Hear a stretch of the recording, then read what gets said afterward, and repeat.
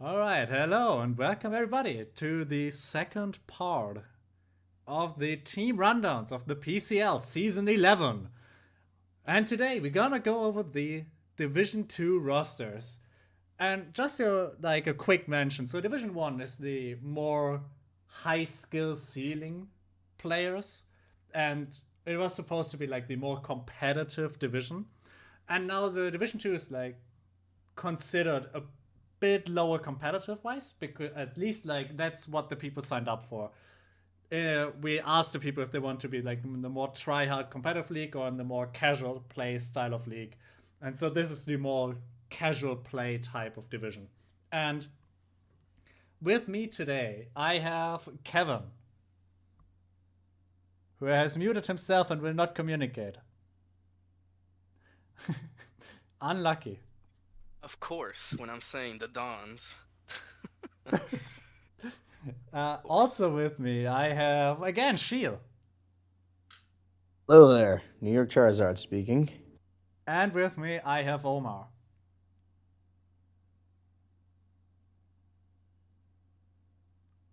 And I leave a very awkward pause here. I will just introduce myself.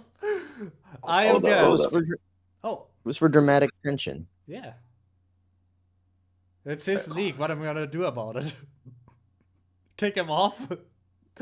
And I, obviously, Laurin, depending on which, if you're English or German speaker. And Yep. we will go over the Division 2 teams. And just as a reminder, we start off top left, go top row, and then bottom row, ending on the bottom right. And the very first team, we will have the Plymouth Primates. And I will just start us off here with the draft. And it's the very first pick. I love Tapu Koko and draft picks. And Omar has like kitchen noises. I love Tapu Koko in draft leagues. It has great utility because electric terrain can be used very diversely. Incredible speed tier, 394 if maxed out. So it's on the very, very high end of the speed tiers already. Electric Seed has a lot of synergies. You can use physical Tapu Koko, special Tapu Koko, U-turn Volt Switch. There's even like the idea of Electric Seed Calm Mind. So this is a very good one, very versatile, very annoying to handle if used well. So very well first pick, and it follows up with two really good ones to finish off the Fairy Steel Dragon Core with Mega Scissor and Garchomp, which really combine well in a like stable, bulky Fairy Steel Dragon Core, where the Fairy Tapu Koko, the speedy, very strong hitter. Mega Scissor, obviously known, insane bullet punch, sword dance, U-turn, gets defog if you want to. Very strong physical mon. And Garchomp, I said it about my team in the past too. You can run it like, okay, you could run it special, but it's very rarely gonna happen for most leagues. But it's a good physical sweeper with sword dance, scale shot, boosting its speed, boosting its attack, or to set Stair Frogs and spikes. Then we see Alakazam and Zoroark Hisui, like the special attacking backbone of the team. Porygon 2, very stable wall, especially on the physical defensive side, very, very solid. Quagsire, Unaware Wall. The Quagsire, by the way, fun fact, one of the greatest wards against Gouging Fire. So if that is picked, oh yeah, it is picked here. Quagsire really good against it. Swallow, which can be physical or special, and a great Terra Captain, like Terra Normal Boom Burst or like Terra Normal Facade. This one deals a lot of damage. And Primeape to finish us off with Rage Fist, and also Terra here. Could be Terra Ghost Rage Fist. Very versatile again. I think this team is more on the like balanced side. It has a very high end speed here with Coco, but then it drops immediately, like hard to Zoroark. But it's fine overall, in my opinion. With the priority of Mega Scissor and Swallow, and to some extent Primeape. Alakazam also faster. I'm blind. Alakazam is right there. Ignore what I just said.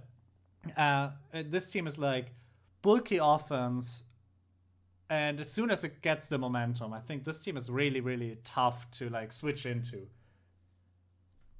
So, any of you want to add to this? Sure, I can take the second take on this one. Um, so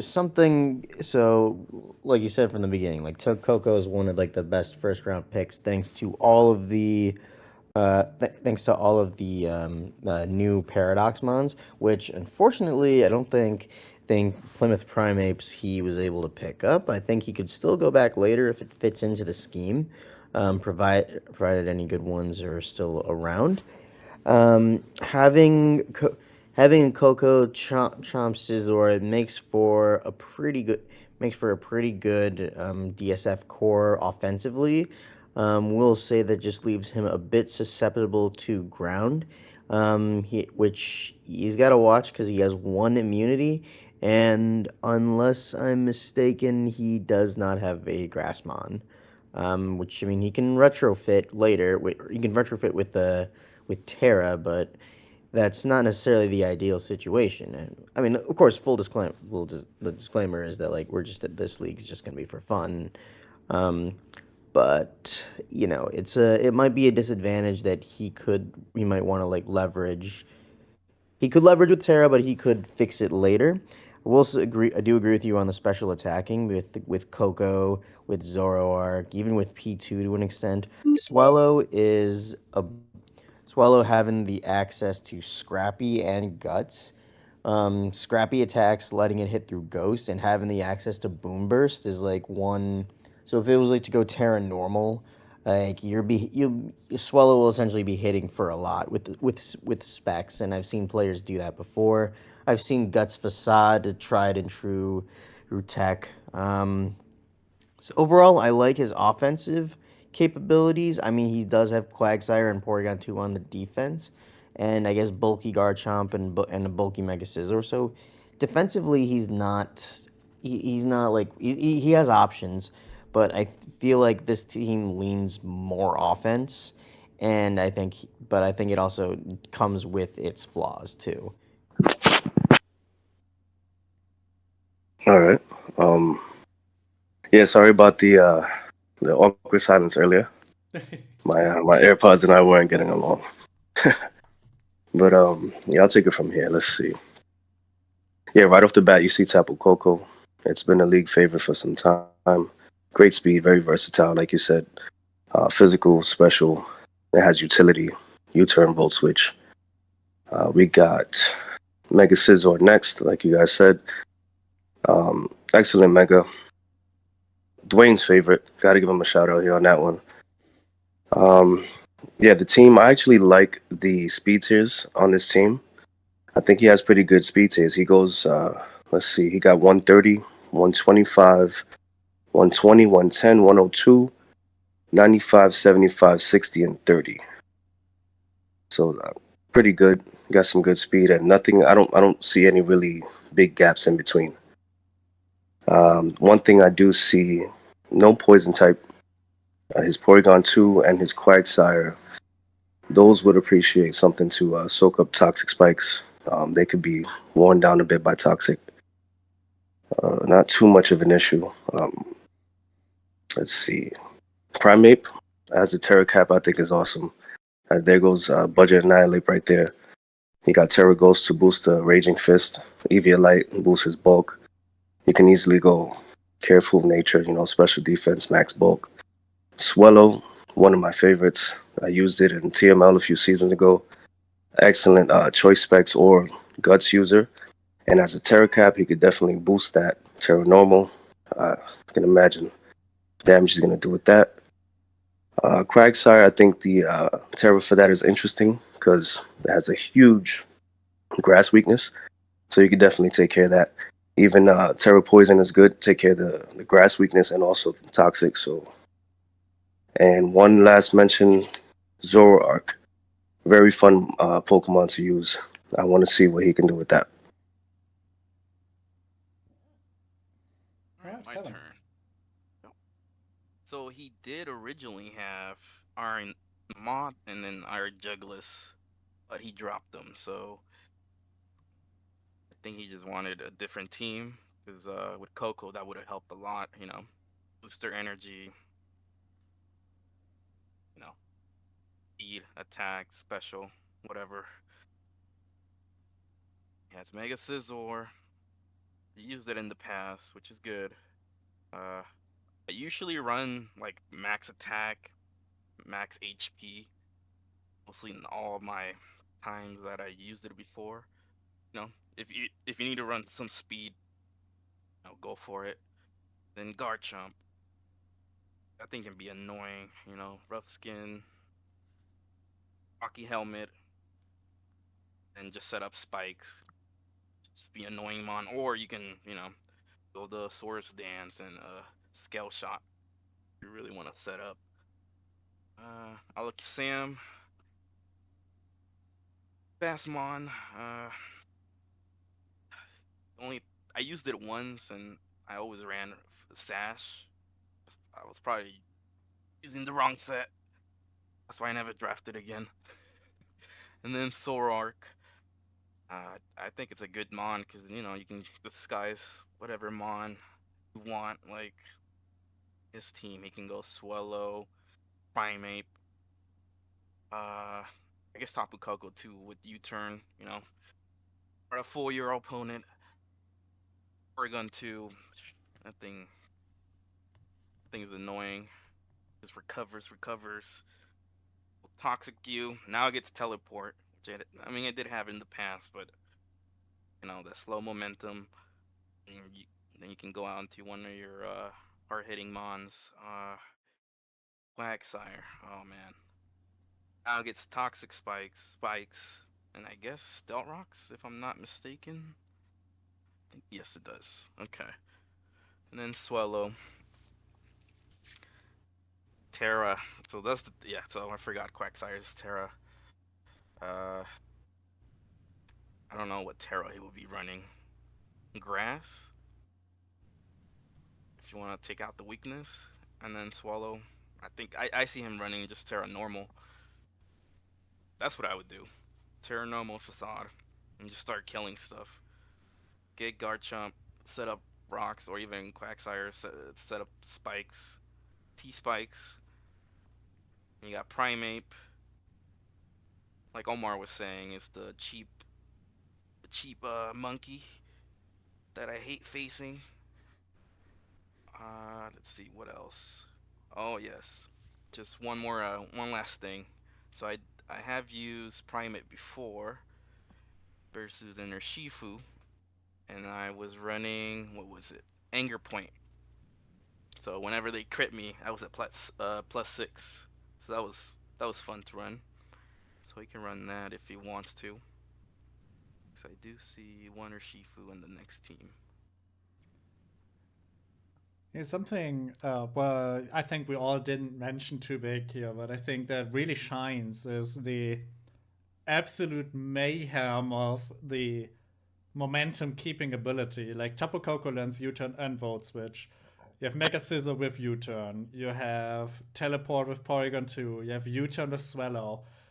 Primeape, I think gets U-turn, but I'm not 100% sure on that. It does. And like does. H Zorog also fakes you out, right? So he can trick you, he can taunt you, and like you don't expect it because you assume, oh, this is just his Quagsire. What's gonna do? And then suddenly you are tricked a random choice specs, and your wall doesn't do anything anymore. So there is a lot of Even momentum Swallow. keeping and trickery here. Yeah. Even Swallow learns U-turn, so. Yeah. So I think overall, a team that, as I said before, bulky offense, very hard to switch into once it is in an advantageous position. And with that, we go over to the second team, the Alabama Arcaniners by Crazy Dude. Great name. And why don't you start off this time around, Kevin? All right, so he has Urshifu. Just that mon can be annoying. Let's see. Does it learn Trailblaze? I think it does. I think I got beaten up by it so many times. Wait, does it? Yes, it does learn Trailblaze. A move that I hate a lot. Because they can run Trailblaze, Swords Dance, and then Wicked Blow. That's where it gets you. Wicked Blow. Celesteela, man, that mon can be annoying with Leech Seed. Leech Seed, Protect. If you want to be toxic, run Toxic. And then you can also do offensive. Run a Weakness Policy. Take a T-Bolt, or a Flamethrower. Just EV it so you can take an attack and then get the boost. And then you're just killing everything with Air Slash or EQ, whatever suits you. Gliscor, which they gotta buff this gen. Man. And please always run a stab move like Earthquake. Or even Knockoff. You can set up, what is it, T-Spikes, Spikes. It's just annoying, mon. And, I don't see a lot of people run this, but you can run Sources and Facade. You can always run it offensively. But mostly it's just defensively. I've seen it. Amoongus. The Terra Captain. That'll be an interesting Terra Captain. Gets regen. We are allowing Spore, so if anybody was wondering, we are allowing it. But you can only put asleep one Pokemon. You can't put two. So I'm not too sure if the sleep clause is still there or not. Let's see, Arcanine. I mean, he has to draft Arcanine, right? It's Alabama Arcaniners. Why not? Salamence. Oh, man. This one you can run special, which I think Amanda did versus me last season.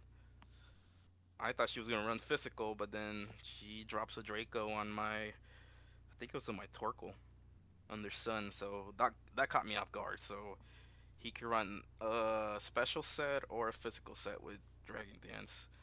Slurf Puff, Terra Captain. I think that's a good Terra Captain for him.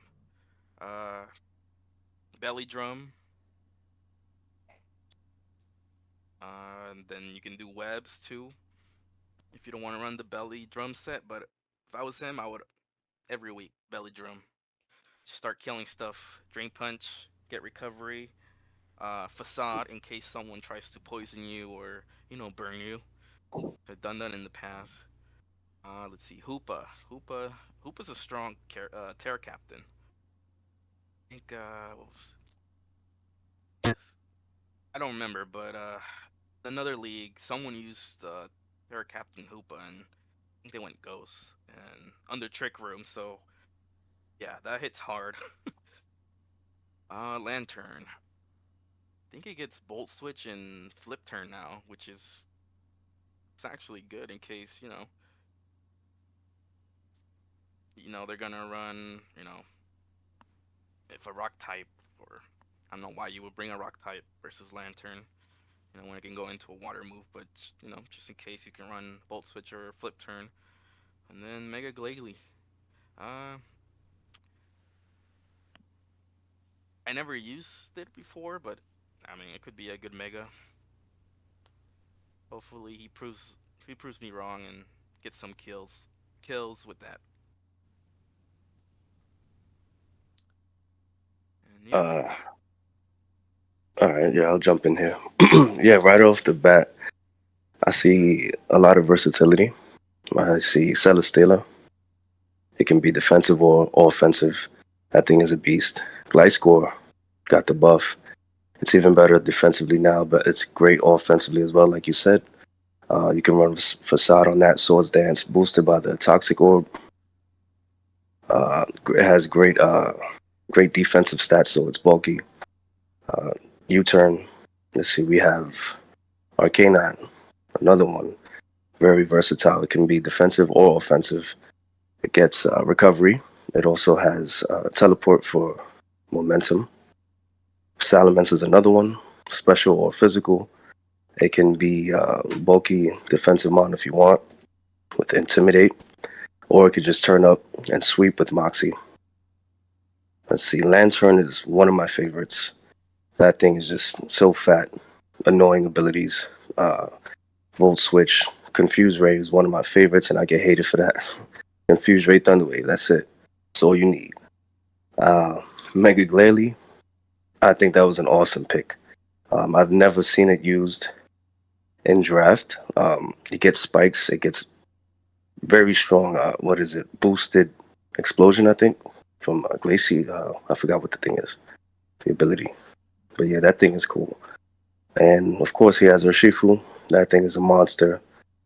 Wicked Blow, crit all the time, Swords Dance, Trailblaze. It's a good team. Yeah, I like a lot of his first pick. A lot of his picks are like very well done. I thought like, earlier, when I was looking at this team, remember when he picked Shifu first, and it's a good mon, it's a great mon. It is cost 19, so it's like a first round pick.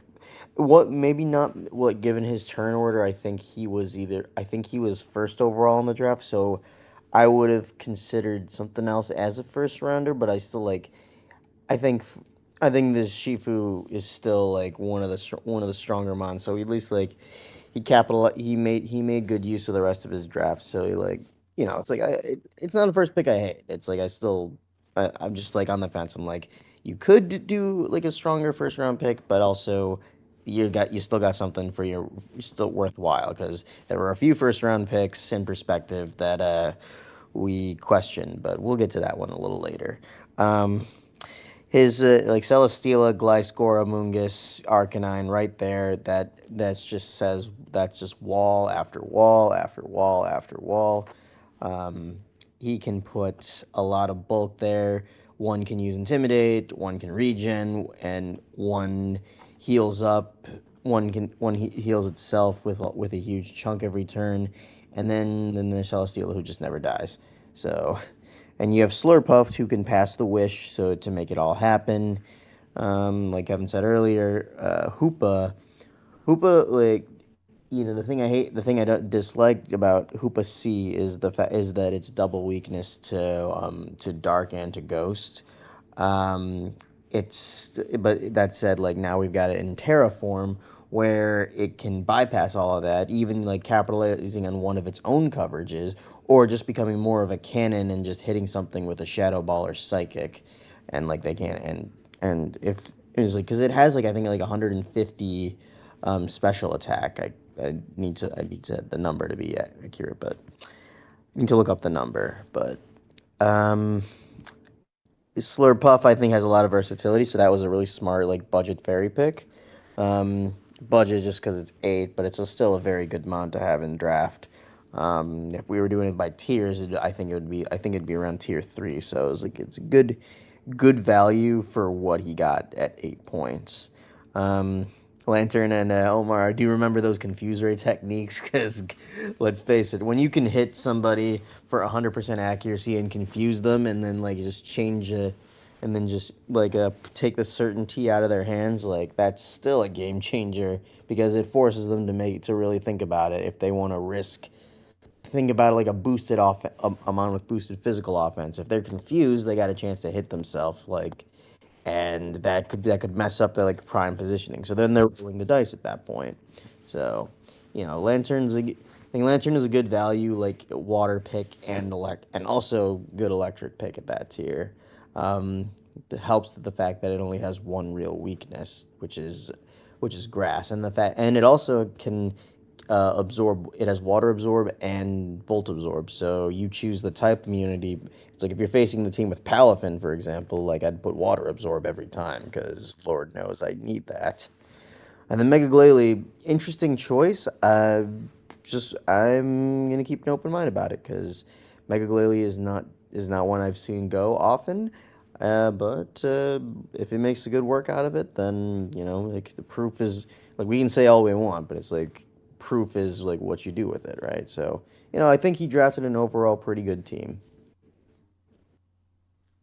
Yeah, just to finish off, like I think one interesting part about this team. So, because we said all like the incredibly positive things, right? Urshifu Single Strike. People say, oh, there's been nerfed this gen. Oh, it lost like 5 base power on its main spammable move. No, it didn't get nerfed. It got sword dance. My man, please. SD is insane. SD, Sucker Punch. You don't need more than that ever. It's insane. And overall, I think this team has a lot of good. I see one thing that I think will be tough for the player because Gliscor, Amoonguss, Salamence, to some extent Celesteela, this team invites Ice Beam and other ice coverage moves like nothing else. This team will be giga spammed with ice. Maybe they picked Mega Glalie out of fear. Because imagine you had Mega Glalie against this team. You would just absolutely run over it.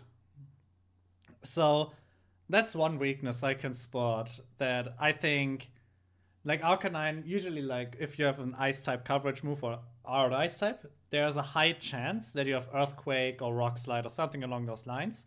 So Arcanine doesn't really work against that, the same as Lantern.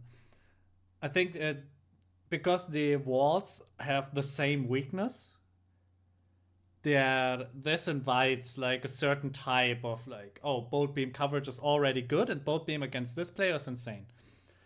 But outside of that, I think the team is very strong, especially the cleanup potential. Like you have Salamence, you have Mega Glalie, which is decently fast. You have Slurpuff. Slurpuff also can do things, right? It can do the belly drum set and it can lay sticky webs. Sticky webs, focus sash, then you break the sash, get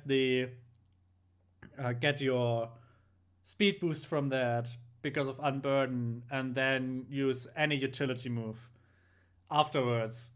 So there's like layers to this where the utility of the mons can be used really well. Sticky webs and Hooper also terrifying combination. But as I said, like overall, I think this team is very good at cleaning up games once the chip is laid. And Urshifu in Single Strike is one of the premier breakers. I just see the weakness to like Ice Beam plus basically any ground move. And this team would have trouble switching into that. I think he should run Steela. He wants to take those ice moves, you know? Even Celesteela takes a lot from an ice move. Especially if it's like a strong ice beam and you run physical defensive because you need it for a physical fairy. Oh, yeah. You're right. I forgot about that flying type. So. You're right. Yeah, you're right. He's, yeah. There's some ice beam plus earthquake shenanigans incoming against this player now that I said it too. But giving him a fair warning with this too, right? He could still... Yeah, just run Arcanine or Lantern every week. Yeah, you probably need to run both because I think like Lantern dies to Earthquake and Arcanine kind of doesn't want to take an Earthquake either. But Arcanine Salamence do a fantastic like annoyance core where you can just drop the opponent's attack over and over and over again by just swapping between the two. So that will be at least something funny to watch. Yeah. All right. Let's go to the next one. Let's go to the next one. The Tinglu Terracottas, which Kevin has already admitted to not be able to pronounce. From Bugseo. So just go Bugs. Yeah, Bugseo. Bugseo, yes. And how about you start off this time? Who should start us off? How about Omar starts off this time around? All right, sounds good. Let's see what we got. Right off jump, we got Chiyu. Insane special wall breaker. It's one of the mons I've been wanting to pick up, just haven't gotten a chance to. I mean, I did get first pick and I picked something up, but hey, great mon anyways. We got Mega Charizard Y next. Very interesting pick. I haven't seen it picked up a lot much because of that huge Stealth Rock weakness, but still, very powerful breaker. And the sun, it can go special or physical. I've seen Flare Blitz goes crazy, Earthquake. Let's see. We have Slitherwing next. That's a very interesting mon. That's one that I think is kind of gets overlooked a bit, maybe underrated. You can say that's a very strong one, and being at 12 points, letting him terror that Pokemon, that's going to be a problem. U-turn for momentum. You got uh, what is it? What is this? First impression for priority, close combat, flare blitz. I think it gets very powerful. Let's see. Next we have Ting Lu. That's a good one. I had that one in a different league last season. Very good Pokemon. That thing is fat. Defensive, special defensive, reliable stealth rocker, great ground type, dark type. You got that ruination move. That's like Super Fang. Brings them half. Let's see. Tapu Bulu. That's an interesting pick. Uh, I've drafted it a few times. Personally, I don't think I was the best with it. I never really felt comfortable every week. I guess maybe I was thinking too much about what the opponent would do, but it can be dangerous. It's still strong. Grassy terrain, boosted. Woodhammer goes crazy. Like it's Swords Dance. Even it can run a decent defensive or bulky kind of set with Leech Seed, leftovers, and grassy terrain. Let's see. We got Cinchino. That thing can be annoying. What is it? Tail Slap, Choice Banded, or we get Loaded Dice now. Slap that on it. It gets Rock Blast. I'm not sure if it gets Triple Axle. I think it does. Yes. That also gets, yeah, okay. I wasn't bugging. It gets U-turn too for momentum. Got some nice speed. It's not the strongest, but with a choice band, it does a lot of damage. And with, loaded dice, it just racks up, breaks through focus sash. Let's see.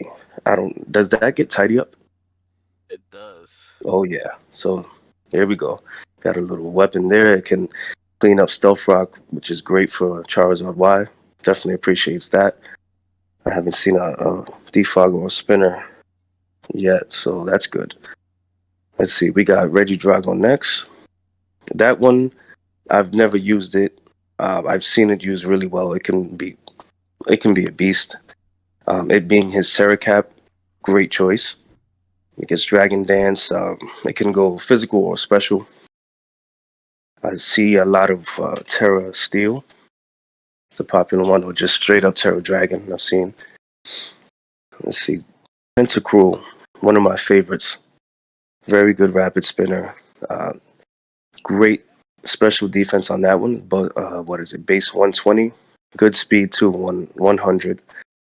It gets Scald, Ice Beam, Toxic Spikes, Haze, Giga Drain. Some nice abilities. Let's see. What is it? The Liquid Ooze. I think that one was mentioned yesterday. Oh no, not yesterday. It was mentioned in the other video for Div 1. But yeah, Liquid Ooze is a great ability. If anybody tries to Leech Seed you, Giga Drain you, they hurt themselves instead. I think it's a really good partner for Tapu Bulu. It appreciates the grassy terrain. Tapu Bulu appreciates Tentacruel taking the fire and the poison attacks. We have Rabambi. That one I've used a lot of times. Great speed, Quiver Dance, Moonblast, Choice Specs is great on it. And of course, Sticky Web. Let's see, we have, last but not least, a Lowland Duck Trio. That's an interesting one too. Um, I've used it with sand, and it was surprisingly really strong. Choice Band Sand Force was kind of crazy. There's no sand here, but it's an interesting pick. I'd like to see what you can do with it.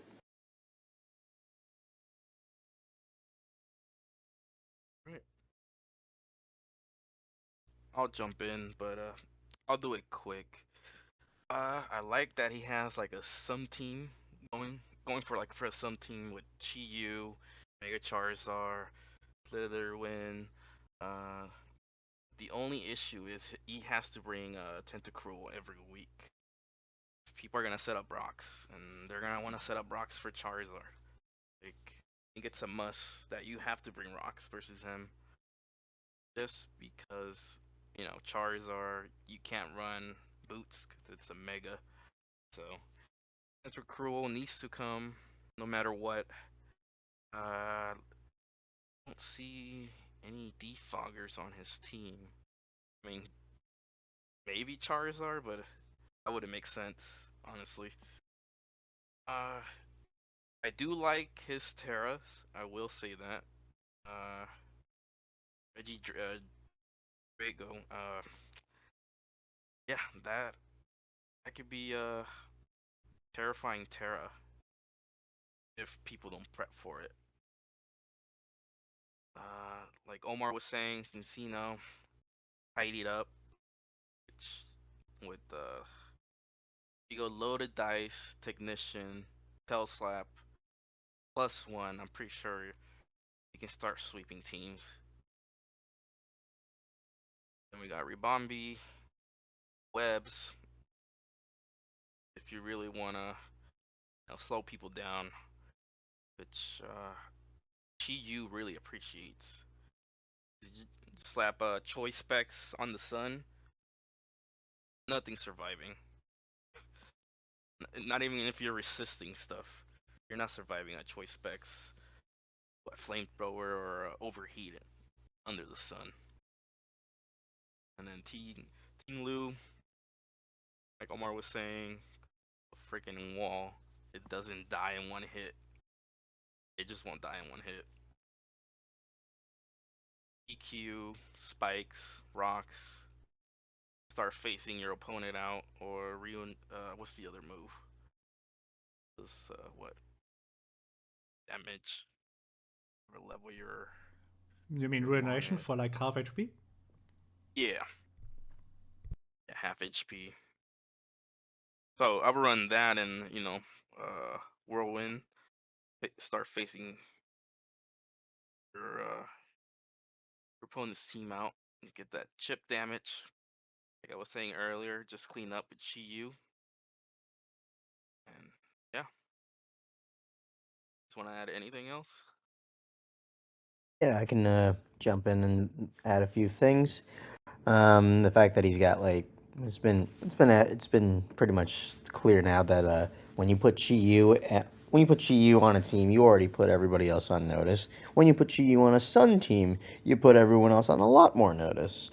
Um, when pairing that with the fact that he pairing that with some of his walls, like the fact that he took one of the best walls in the game with Ting Lu, who coincidentally also is like one of the treasures of ruin. So both Chi Yu and Ting Lu can both use ruination. And fun little side note, Tapu Bulu can get the same type of move, although in the form of Nature's Madness. So in the right situations, you're just taking half their HP for free. Um, Slitherwing is like that double flying weakness can be a problem, but also the fact like Slitherwing is not a Pokemon that I want to be stuck fighting. Um, Alolan Trio is not while a better typing than whereas the extra typing from its Cantonian counterpart. I like that it can be like kind of a speed trap if played right. Um, Chinchino, I think Chinchino. I mentioned this in the last video that like Chinchino as a Terra captain could have been a great approach because see Chinchino with the loaded dice with technician and then and like the loaded dice being adding skill link, taking skill link since it already has skill link and as an ability like you have you get bullet seed, tail slap, triple axle. You get all of those essentially boosted for free so you can hit a lot with it. Like that said, like he's got access to tidy up now with the DLC, so Chinchino can still hit a lot even without the Terra. But with the Terra, it could have been more problematic. So that could be something he could consider later. Um, it's I think there's a lot of problems with the team. I think one of the problems is Mega Charizard Y is it's gonna be if his focus is to draft like some power under the sun. I think he might have been better off looking for Torkoal or Ninetales, just strictly because strictly on the basis that Mega Charizard Y must hold the Mega Stone and therefore cannot hold the Heat Rock so to get more turns out of Sun. So that's less. So that's less turns that Chi-Yu can cook things. That's less turn that Slitherwing can get the Protosynthesis boost.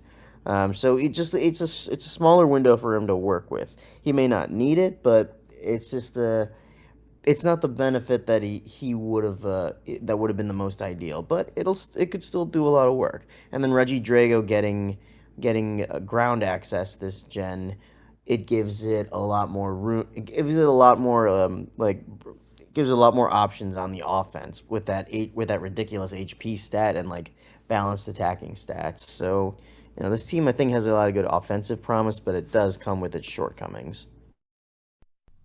Yeah, and just to run it off.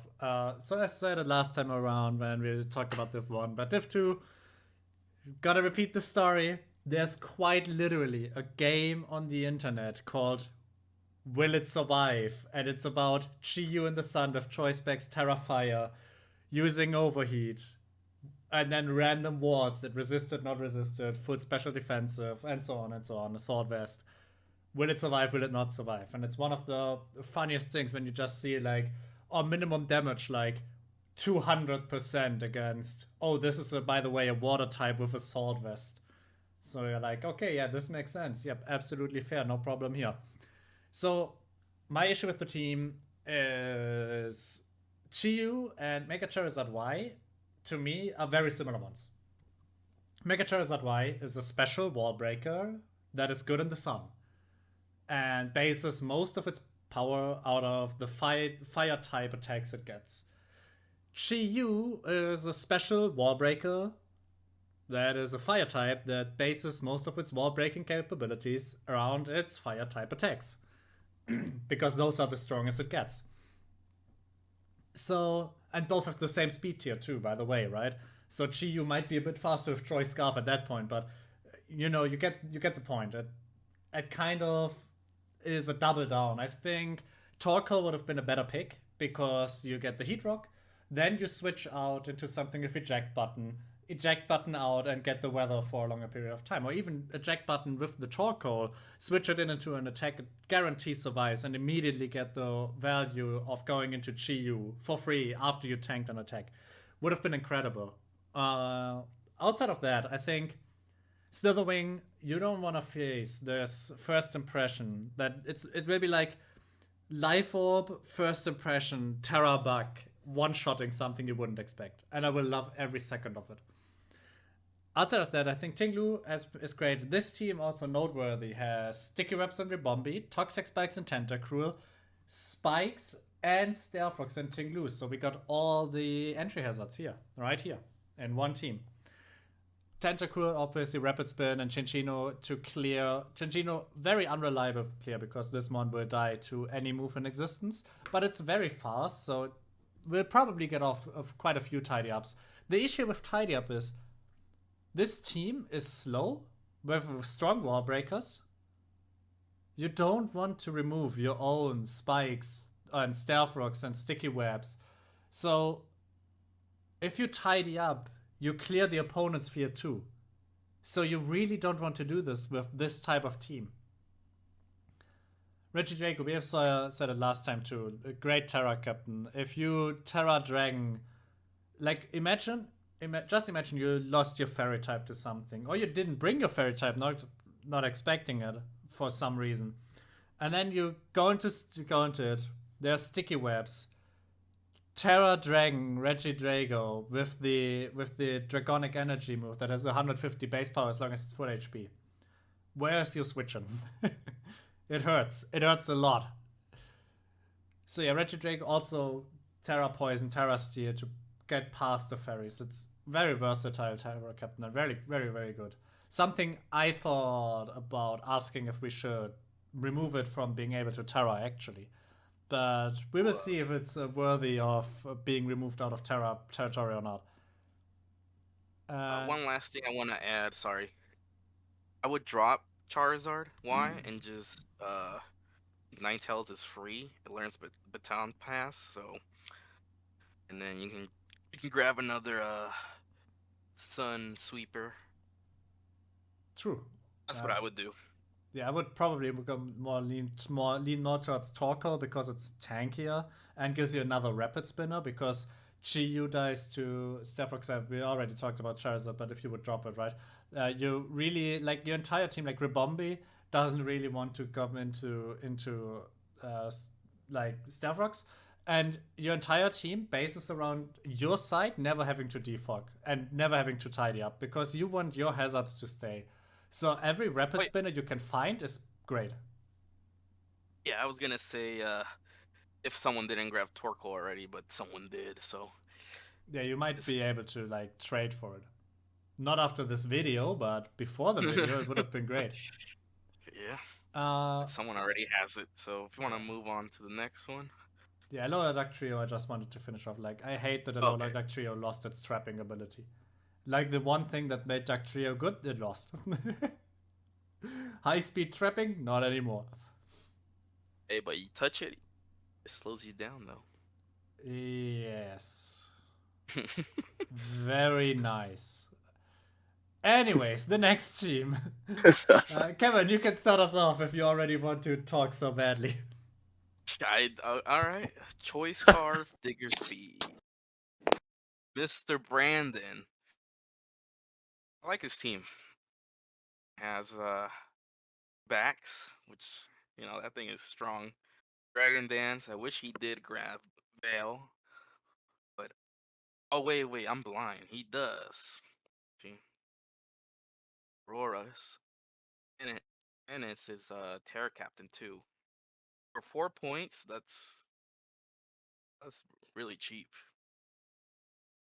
That will help him with Vax to set up. And Iron Threats, my favorite Mon. Not because of someone whose name we should not mention in this call. Drafted last season and beat me. Because I was dumb enough not to kill it when I had the chance. But anyways, the good Mon, rapid spin, they can set up rocks, volt switch. You can run booster energy, speed, attack. You got Florgus, great defogger. Learn Calm Mind, which could be annoying to face if you let us set up those Calm Minds. Moonblast, Wish, Defog. And then he got his Diggersby, which, no surprise there. And it's his Terra Captain, which hopefully we see that Terra normal quick attack or return. And he has Vikavolt, which Diggersby pairs well with, because he'll set up webs. If I was him, I would set up webs right away and then Terra normal, return, start killing stuff. And Aerodactyl. I never used it. I used Mega Aerodactyl, but I think Bruce used it last season with Dragon Dance, and I think it worked out well for him. We'll see if I was gonna say Mega, regular Aerodactyl can do stuff for Mr. Brandon here. And then the Suin Typhlosion. For 6 points, I think it's a really valuable pick right there. For 6 points, you get a Fire and Ghost. Nothing else to say there. Mr. Gargarnacle, or whatever you want to call it, annoying piece of rock. Just all cures your entire team. Good thing we didn't allow it to Terra, because that would have been like an OP mon if Terra was allowed. Mega Sharkpedo. If I was Brandon, well, we used to run Protect, but not. Yeah, try to get the speed boost before Mega Evolving, and then try to sweep. That's what I would do. Maybe some weeks run protect if you have to. He got a Venusaur, his other favorite mon. He did tell me he wanted to grab Venusaur. He usually grabs Mega Venusaur, but a Venusaur is a good choice. Each seed learns Swords Dance. So a little fat mon, and then Aurora's. I already talked about it. Set up Veil for Vax, and that's it. Set up Veil, switch out, and just start setting up. I do like this team a lot. Yeah, I can jump in here, and I see Brandon has finally seen the ways of backs and how it just basically like destroys everything. Because when Chen Pao bit the dust and went to Ubers, Excalibur quickly filled in that spot because it has 145 base attack, and also with the added bonus of that it can't be burned. So you have a physical offense that cannot be hindered except by dropping its stats, and that's saying a lot because in the past, once you burn something, there goes half of its offense, and so you're in a good spot. But with Bax, it's different. And now Bax also has the other ability that I've ran before in the previous season called with Ice Body. So he can pair the Snow Warning with the Ice Body to heal up if need be. Can add a little layer of bulk to Bax as well. So like even though it's baby QREM, it is a breaker of like no other. So I props to Brandon for picking that up. Iron Treads. Kevin already kind of touched on it, but there is the Unspeakable who used it to a frighteningly great degree and took a lot of souls with that one. It became like a menace that we had to prep for because even though because everybody thought it lives in the shadow of Great Tusk, the other Paradox Donphan.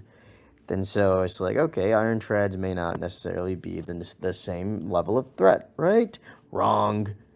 Um, One thing I will say though is that he did double up on the ground. In getting his favorite mon, he also doubled up on that same elemental weakness, which is water for both of them. So, he's got options to cover it, of course, but it's like you always run into that little fallacy.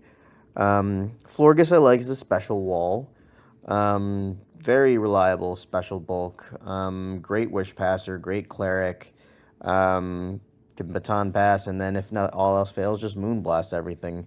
So he pairs that with Garganical, the Salt Bay. We'll just call it Salt Bay. Now you put one of those walls behind the Aurora Veil that Aurora sets up, um, and you're based and so nothing was ever going to get through. Now, I will say, one thing to keep in mind is that Aurorus, when it goes Terra, if it loses to shed its ice typing, it no longer will get the benefit of the snow boost.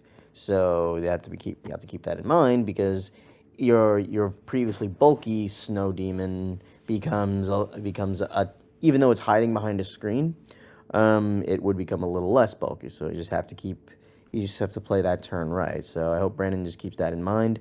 I do like the Hisuian Typhlosion pick. I thought even though I think it's a hair slower than regular Typhlosion, I think I got a little more bite to it, and it has the added ghost coverage to diversify what it can do. So I really like that pick. Mega Sharpedo, I think we try in the past. It's like it's limited by its base form, so it's like however he plays the base form and how well he does. I think a little funny that Brandon took base Venusaur over Mega Venusaur because with him we always know Diggersby is his tried and true. Mega Venusaur is his tried and true. I'm gonna tell you right now that man's not gonna miss a sleep powder, because he never does. The heart of the cards is really with him. I had to point that out. Listen, he doesn't miss his sleep powders. I don't know what it is. He never misses. He'll run the most inaccurate moves and he'll hit them. One suggestion for a Terra I think could have been cool is Vikavolt because because since it has Levitate, by turn by getting rid of the by getting rid of the other typing and if you were to go like strictly Terra Electric, because you have Levitate, Vikavolt essentially has zero weaknesses. So unless you fight like a Terra Volt Mold Breaker that earthquakes you, you're not taking any super effective damage. So could play that to his advantage if he was so inclined. He'd have to shuffle his Terra captains, but overall, I think his team, he's got the breakers on both fronts. So I think offensively he did well. Defensively, I think he's got his bases covered. His speed, I think he's got speed control, and I think he's got and with the Veil, he's got options to keep his team more bulky. So overall, I think it's a good looking team.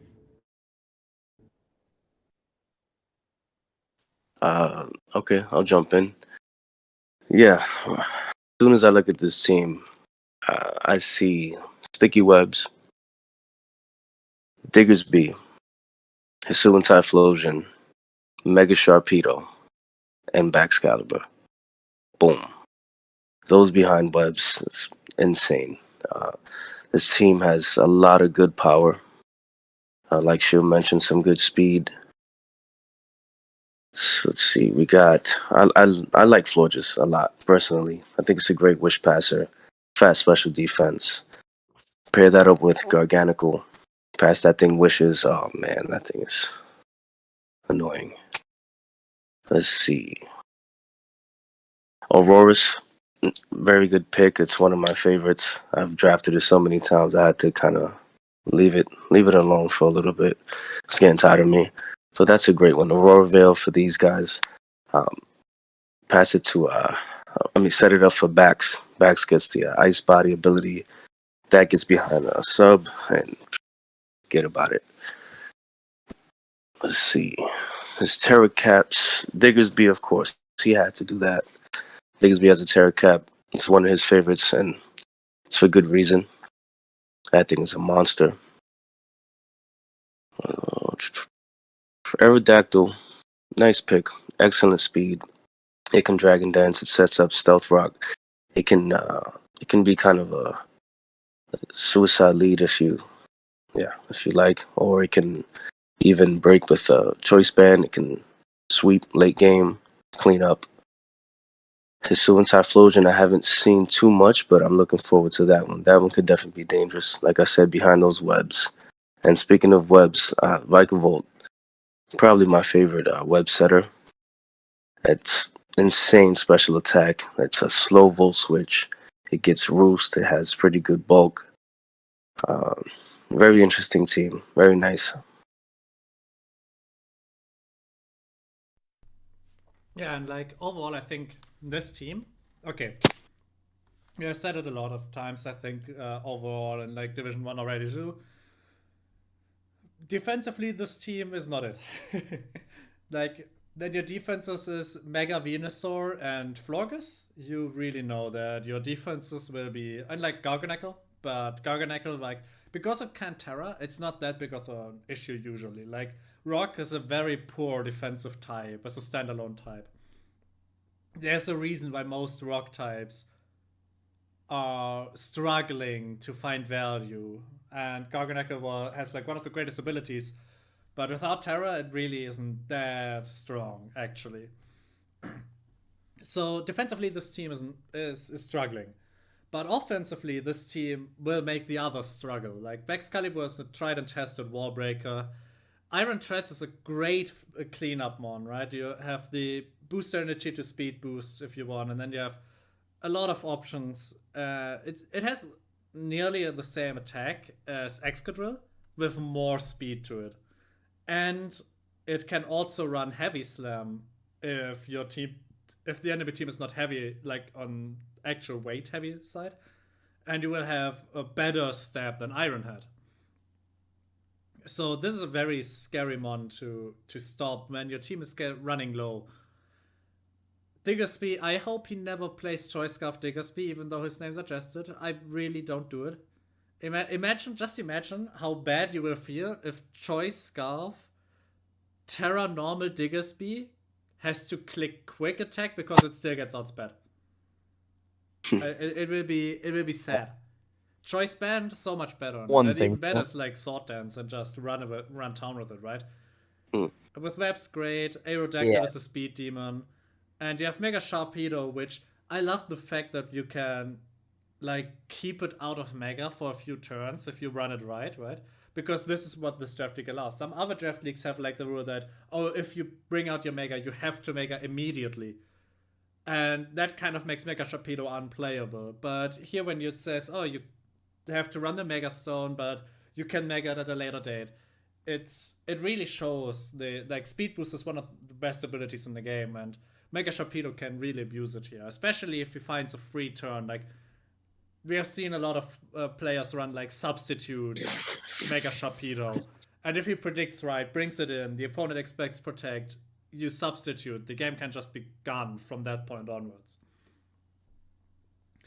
All right, with that Yeah. out of the Also, way. one. Oh, you wanted to say something, Shi? Yeah, just one little comment. I noticed that you were worried about him running Choice Scarf Diggersby. I don't know how else to tell you this except we've seen it happen, and we've seen it do the job. So, I will be a and sad sailor. I will refuse that it actually did the job. All right. We go over to the Brooklyn Rest from Rage Time Lost. You all like the other people here know the names better than I do. I have no My idea boy who this person Bruce. is.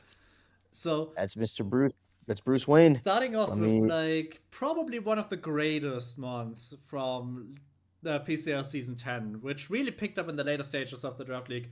Annihilate. Annihilate is a tried and tested, great, very threatening Pokemon. Because of its great defenses, right, it can set up like bulk ups on most of the meta game. And Rage Fist is a very broken move. We don't have to talk about it. So it takes the punishment and then dishes out harder. With Drain Punch, it keeps itself alive. So this is already like an incredibly strong first pick. The second pick, a bit is surprising for me. With Primarina, I like Primarina a lot, especially with Terra. Because what people often forget, like it has Liquid Voice and it gets the new move Psychic Voice. And Psychic Noise, sorry. And that will turn into a water move for it. So you get the Psychic move that stops heals as a water move. So you get stab on it. And it's a great combination. Draining Kiss already, like, one of the most annoying moves that has ever been created. You just press Core Mind, you click Draining Kiss, what else can I say? It's very annoying. Golden Go, really, really, really good mon. I've picked it myself, and I think it's like probably the single best ghost type to stop your opponent from whatever he wants to do. Will-O-Wisp, Defog, Rapid Spin. You run it with Balloon and he has a Choice Scarf Earthquake. You really just can throw it into so many situations, and it's always, always good. Whimsicott, very fast mon. Prankster, which is a great ability. I believe it gets like a handful of moves that it can abuse here. So I know it gets Leech Seed. I think it gets Tailwind. Obviously, Leech Seed Substitute is a very well-known set. It's also a fast Moonblast mons. It has Encore. So it has all these very annoying moves. Then we get Mega Sableye, which is the definition of annoying. And everyone who played Gen 6 or Gen 7 will hate this Pokemon forever. It was a nightmare to handle. Farigiraf also, those who play VGC. No, Farigiraf is a superb Trick Room setter. And also strong in the Trick Room itself. So, and with Terra, I think this can be a very scary mon. And surprisingly scary mon. And people will not expect it. Excadrill, can't speak about Excadrill without T-Tar as the next pick. It's just a solid core for sand sweeping ability, right? You just switch on T-Tar, and again, right, I talked about it earlier. Either you switch out or you give T-Tar itself the eject button, take a single hit on any mon, and you get in your Excadrill for free, and it will wreak havoc. Claydol comes in as like one of the 2 filler mons here in the towards the end. Claydol with rapid spin and the typing is very solid. I like Claydol a lot. Also with like levitate, it's annoying to break, and it stops a surprising amount of mons just dead in the tracks. So it's really good pickup here for the later stages. And Malamar with the Terrell Captain, it's one of the few Pokemon that actually abuse the Terra Stella to the fullest extent, because usually you get the stat drop and Malamar just goes, yep, I raise my attack and special attack, by the way. So overall, this team very bulky. One thing I don't like at all is like you have a psychic type, with a dark type, okay, but like it's half psychic, and then you have 3 ghost types. So there will be a lot of Shadow Ball opportunities against this team. And Farigiraf is the only one that truly stops it, because Tita, most like Pokemon that run Shadow Ball or any other like ghost coverage, usually have the option to run any fighting coverage. So Tita is not the tried and tested answer. So there will be a lot of opportunities with Shadow Ball, with even like other like Shadow Claw, whatever ghost type moves you can think about, to really annoy this team and force in weird positions. Yeah, I think he capitalized on. I actually don't know what number pick he was, but the fact that he even got to annihilate, I think that is incredible. It's like you said before, we saw somebody who was like on the brink of elimination. Like once he really straightened up his priorities and developed a game plan around Annihilate, it quickly not only saved him, got him into play, got him all the way to the finals even, and it made Annihilate one of the top killers, which is like reinforces why in the very beginning of Scarlet and Violet we had to ditch we sent Annihilate straight to Ubers, because Rage Fist and that ghost fighting offense, like when you're just clicking a 300 base power attack for free at that point, or 250 or whatever the cap is, like there's something very, very wrong. And if that's not bad enough, like this man gets the other broken ghost in the meta that is still very much relevant, because like what are status moves at that point, right? Golden Go with its Steel Ghost coverage. You did point out the fact that like he can see a lot of ghost spam, and unfortunately he has 2 dark and he also like actually has 3 dark types, but 2 of them will not appreciate the Shadow Ball spam, whereas only 1 will, and we can just single that one out because he's got the pieces. He's got all the physical pieces he needs. Like he's got Annihilate, he's got Tyranitar. Even Malamar gets like some consideration with Contrary if he sets it up right, but it takes a little time. His special offense is looking fantastic with Golden Go, Primarina, and Primarina combining like its own sight. Like I would have to just check it to be sure, but I think Liquid Voice will convert even non-normal type moves into water. So that Psychic Noise move will just turn into a stab move, and like it blocks healing, so that just makes Primarina even like a more value pick, especially at 12. It can just go Terra too, so it's just like let's just go pure water, and then just like with that special attacking status like 136 or something very high, like Primarina's incredible value and very bulky as well. I haven't seen for a giraffe much. I will admit. I've seen that like it's it's been picking up some steam in VGC. So I'd like to see how this thing does in Draft League. I do like that he has the Sand Core, like a semi-Sand Core, and he's got Tyranitar to like boost its own Spadef, Excadrill to go crazy in the sand. If he plays it right, I can see him just using Whimsicott, Sableye to like deal some deal some sabotaging. Maybe a little hazard setting here and there.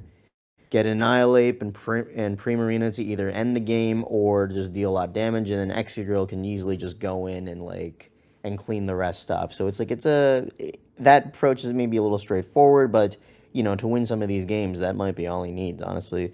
The type overlap is like also a huge concern for me because, like you said, like we're spamming Shadow Ball, probably spamming some fighting moves too because Malamar is not a true fighting resist, and his Sand Core is incredibly fighting weak. For Ridgiraf, if you can't hit it with Shadow Ball, you can hit it with fighting. I mean, he's got Goldengo to cover, but he's at that point like we're really overlapping weaknesses. Like we got two fairies, we got two fighting weeks. We got a lot of things that won't appreciate a knockoff. So it's like a balance. It's like a high wire act. It's either gonna go really well, or it's gonna fall flat. So looking forward to see how Bruce does with this one, but it does have promise. Yeah. I'll take it from here. One thing I can say about Bruce is he's a really tough coach. He always gives me a tough time every time we battle, and he's really unpredictable. A lot of times you might not even understand his draft, and you don't even know what he's gonna bring. You don't know what he's gonna do during the match, and that's just how he is, and it's tough. The I really like his Malamar pick as a Terra Cap. I think that was really smart, especially since we're allowing the Stellar type. That's gonna be fun. I mean, we already talked about Annihilate. Everybody knows about that thing. That thing is a monster. It's one of his favorites. I've seen him go crazy with it. So I don't think anything's gonna change. Whimsicott, one of my favorites. Got to give that a shout out. It's fast. It gets prankster. Choice specs Moonblast hits hard. It doesn't have a really strong special attack stat, but that thing slaps. Let's see, it's annoying as hell with the prankster ability. Stun Spore, what Encore, things like that. It gets defog. Let's see. Mega Sableye is interesting. I haven't seen that thing being picked up in a while. But that thing is fat. It can recover. It Magic Bounce is great. He has let's see, nice Sandcore, Tyranitar Exodrill, classic. Let's see, Claydol, really nice rapid spinner. Teleport, I like to give momentum, bring in your threats like Annihilate, Primarina, Choice Specs, or Whimsicott, Goldengo. Yeah, with some really nice hard hitting offense. Like you guys said, I see a few issues with the typing. I don't see a fire type. I don't see a dragon type. Poison. But knowing Bruce, huh? Poison type. Right, that too. So yeah, a few types that are missing. But like I said, he still has some free agency swaps. But like I said, knowing Bruce, he's unpredictable, and I know he has a plan.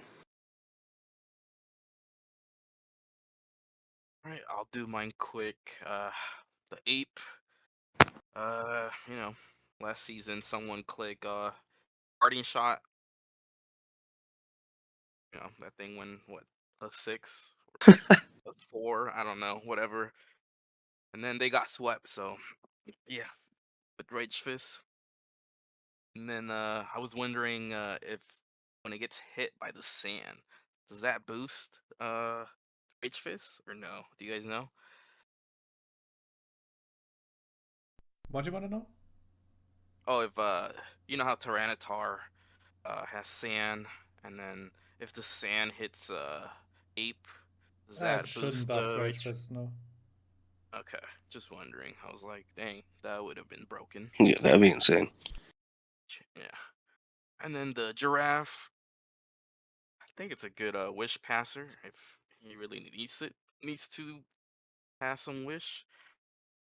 Primarina, like you were saying, Calm Mind. That's the set I would always run. Calm Mind, Drain Kiss, and Skull. Just so you can get that burn on something. Start setting up. Escadrille, Tyranitar. Of course, you gotta put them together at speed. Alamar, just superpower every week, man. Plus, this is Terra. The thing is gonna be annoying to kill. if you don't prep for it. And like Omar was saying, it is missing a few types, but I think he can make it work. Yeah, nothing else to say. I mean, Mega Sevali used to be an annoying mon. Recovery, now that it got nerfed, thank God it did. It got nerfed. We're all safe from Mega Sevali being annoying as it is. And Winsupcott, another prankster. He can set up Tailwind if he wants to. You know, U-turn. He learns U-turn.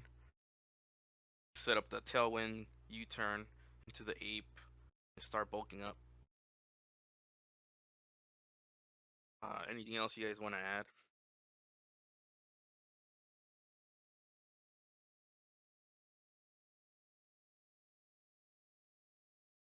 I'm good. No, I think we hit everything pretty much. All So, right. ready? I can take the lead on the next one. Oh, if you want to, oh, you are ambitious now. You want to start us off? Oh, I'm Okay, ambitious. go I on, haven't- go on. I like the energy. well, I see a couple of mons I like. So, All right, go hit us. All Let me right. guess, Stefan. You gotta spoil them like that. You know I'm part of bonky. I'm Ogrepon. Ogrepon is bonky to me because all you just do is click the Ivy Cudgel and everything gets bonked. And plus, it's adorable. But so Beam Core, Lincoln Lucarios. I feel like I have met this person before, but more maybe I have. I just can't think of the name. But Brandon, sorry. those are the other. Oh yeah, there's another Brandon.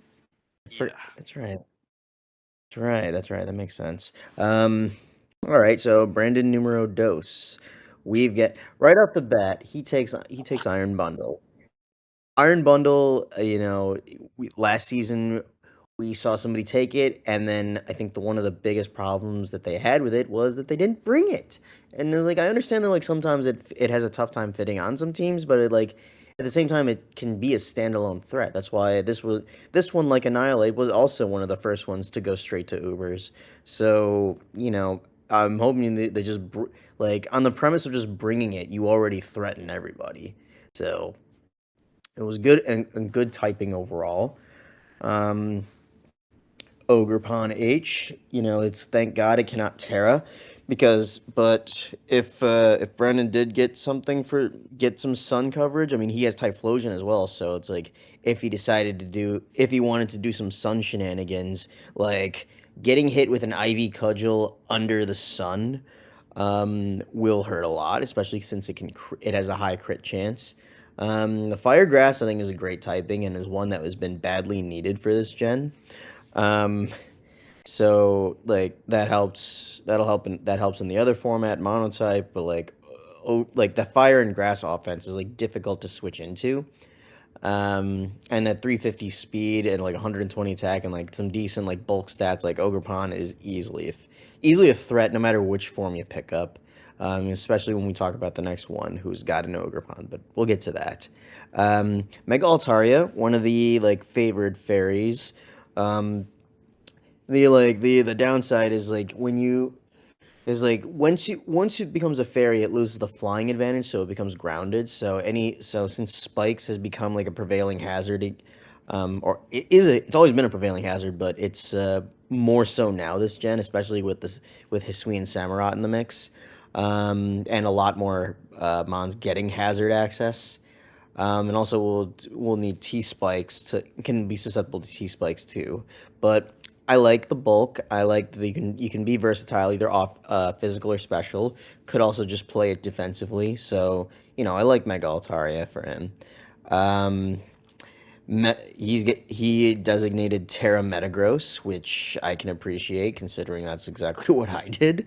So like with the number of coverages it has plus Terra Blast access, plus the fact you can't drop stats, I think that was a really smart Terra.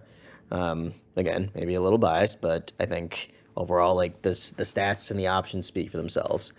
Um, another flying, or at least like previously Altaria's like half flying prior to Mega, so with a pure flying on this roster, Thunderous T also having the advantage of being immune to electric, so its flying weakness is or its flying neutral rather is taken out of the equation completely because it's just immune, and that'll provide good coverage for bundle, um, and for anything that's just like if he wants to like spam electric. Uh, he's got the defog, got the volt turn, good, decent enough speed. It's like 331, I think. So it's like it's not fast, it's not slow, but it's like a little above average. So it works. Um, with Donphan, I think is a good. It's a good ground coverage with support and bulk. So I like that. It can remove hazards, can set hazards, has that ice shard that can sometimes make the difference in the game. Overquill, that's a very interesting pick when you don't have the rain. That's not to say that it can't do good work. Dark and Poison is a very desirable type coverage. We've seen it on Mons like Drapion. We've seen it on Alolan Muck, and both of those have been menaces. So like Overquill having the Barb Barrage and having like the poison access, T spikes access with spikes. Like I like Overquill. I just think if he had an option to go for Rain, maybe, so then it could become a little more of a threat. That said, with Typhlosion on the flip side, if he had Sun, like he could like we watched in this previous season in this finals match how the now reigning champion just opened his battle with a Specs Terra Fire Eruption that just straight up that if it not for a protection screen like would have just incinerated. So that's a really great Terra Captain right there. And now that it's fully in the DLC, like it has Terra Blast access, so that's gonna be more key. Then Deoxys defense. That's I had to. It was surprising that the Deoxys forms were all allowed, considering how like over the top some of their stats are, and this one's no exception because like 160 on both defenses is crazy, and having like being the mythical that it is, like it's had elemental coverages of every kind. So, it's not, maybe it won't break a wall, but like being a wall that can throw those moves, be some kind of support. Can just be a wall, it can be a saboteur, it can be a supporter, it can be an attacker. I actually have its stats. It's got 70 attack on both sets, so it's not the worst attacking mon. So it's like it's got value. I think it was a good value pick. And then Girder, the budget Conkelder. Not the same breaker, but Eviolite has always made Mons more annoying. So we got a good direction here. I think some of the pieces maybe a little scattered, say, like, but I think he's got the options to do well. It's just a matter of like if we can see a more cohesive picture, because I think that what the team has individually, I don't know if I see the full picture. Maybe one of you other guys do. So I'll turn it over.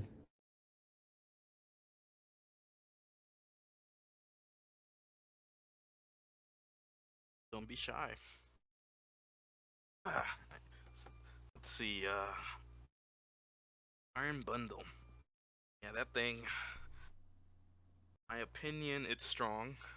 The only thing I think, if you don't have a good rapid spin or a defogger, you'll have to run boots, which he does. He does have Donphan and Girder,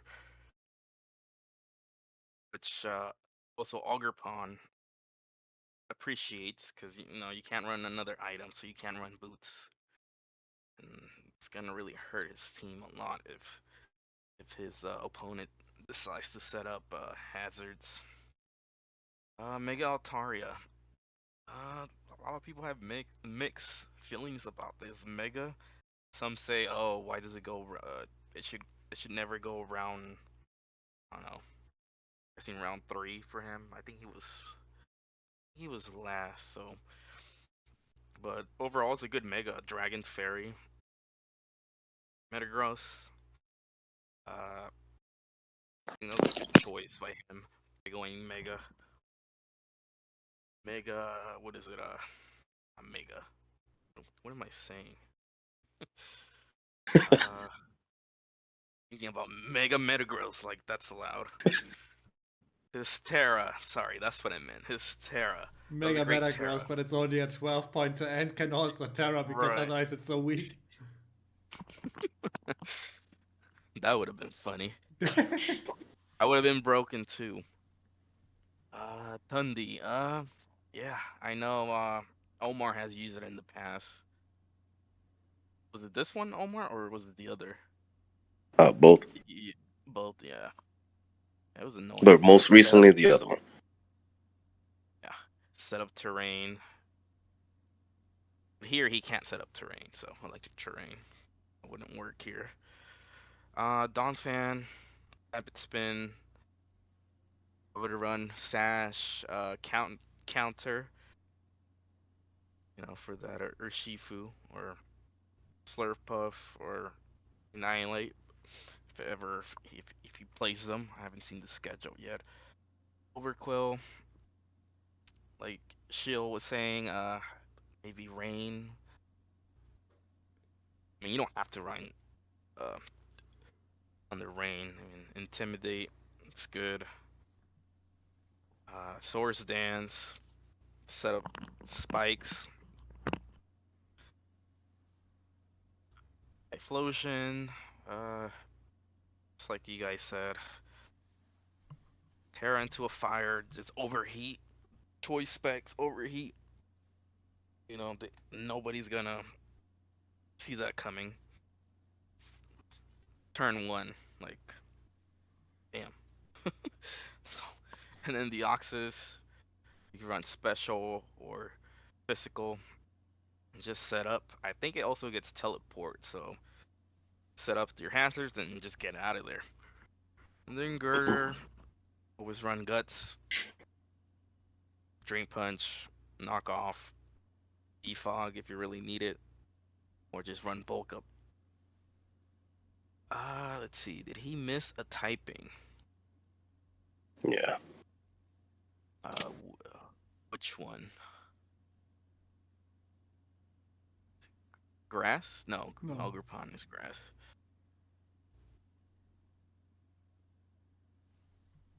Which one, Omar? I think he's missing a bug and rock.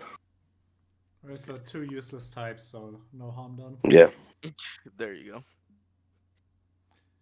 Yeah, I think I was like one of the first people to point out that Iron Mother was a 19 pointer, and it genuinely didn't feel like a 19 pointer to me ever. Like whenever I saw it, like prep for, it was like, well, it's also like this is a big threat, but it's also like manhandled by like half of my team if I just give him like a single item that helps against. So right, you like Iron Bandit's coverage is so weak that you can always have something for it. And so I pointed out that it should be 18 points, not 19. Look at 19 pointer ones. Like you have Iron Valiant up there, which is like you never even know if it's physical or special. Or Palafin, where you just straight up, it comes in once, flip turns out, or switches out hard if you don't want to get any chip on it. And later it has like one of the most absurd attack stats and priority with stab that is also 60 base power, and it's like an absurd mon to face. So, or Dragapult, where you also never know if it's physical or special. So yeah, I don't think Iron Bundle was a 19 pointer. I think at 18 points, it's a really good pickup. It's a strong first round pickup, anyways. Like 18 points ones are usually also strong first turn to pick up. Ogre H, I used it. I think once you get into the flow with it, like knowing when to use which set, because it has a lot of coverage options like play rough, low kick. You can run Trailblaze, Sword Dance for double dance, basically. Like we get double dance at home. There's a lot of options with this one, and I think the once you find out which moveset you want to run in which position, it's really, really threatening. Mega Terry is fine. I don't see much value in it in most draft leagues, mainly because it gets really hard-walled by steel types, which are everywhere. and it also like it's slow with 284 speed max, so you really just get stopped by a lot of mons, and also it just dies to like every second bullet punch in the game. There are some funny ideas with it though, and it also gets defog, so you could run a utility set with like heal bell defog, that kind of shenanigans. Metagross, we have already talked about it in Div 1. Like, I think this will be a very threatening one, and maybe we see next season it being pushed up to 13 just so it can't Terra, because with weakness policy, Trailblaze, like this one has a lot of power and it always had a lot of power. Thunder T is a great mon.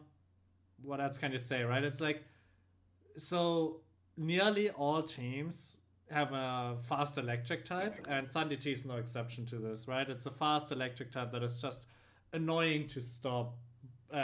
Like, once it gets going, it really gets going, and it has great coverage options too. Donphan for the rapid spin. I would have loved a more reliable like rapid spinner, because Donphan gets stopped pretty frequently, and with Iron Bundle and Ogerpon and Thunder T, you really want a reliable defog or rapid spin. Also with Mega Altaria, because Altaria is a flying type, and with Typhlosion. Like, Stealth Rocks are so bad for this team, you really want them always to be removed. And so maybe Donphan is a bit almost like too unreliable for it, but it's still a great mon, and the rapid spin often comes through, and once it does, it has its value already. Overquill is a surprisingly strong pick. I think like for 7, it's a great Terra option. It has a lot of power behind it and a few annoying moves. So it's overall it's a okay mon. It's like for 7 points, you really can't complain about it. It's really solid. Typhlosion we've seen do a lot of work, especially in the finals of PCL Season 10. I think people often forget that Burn Up even is a move that should remove your fire type, and Terra removes that specific thing. So you can just Terra Fire Burn Up every single turn, and it's one of the strongest moves in the game. So that's a lot of damage you just push out. That, let's face reality, Game Freak probably didn't intend to happen that way, but we have it now, and it's really strong. Deoxys defense, it can run screens, I think. It has spikes, stealth rocks, seismic toss, T-wave. It's just an annoying mon to break because of its great defenses and its okay HP. And Psychic is not the worst defensive typing. So it will stay on the field, be annoying, bring the utility, and the rest of the team will really pull the weight for it afterwards. But it helps them like cripple the annoying opponent in Pokemon first, and then the team comes in and finishes them off. And Gerda just as a last mon, it has defog, also not the most reliable defogger, but it's a defogger, and a fighting type that also stops, like, because what I see is like when Mega Altaria is not yet transformed, right? You're in Deoxys defense, or you are in your Typhlosion, and someone brings in like just a strong dark type attack. You really have no way to switch into that well. Also with like Metagross, right? Like Overquill doesn't want to take strong hits. You have nothing that gets hit like and tanks the move well.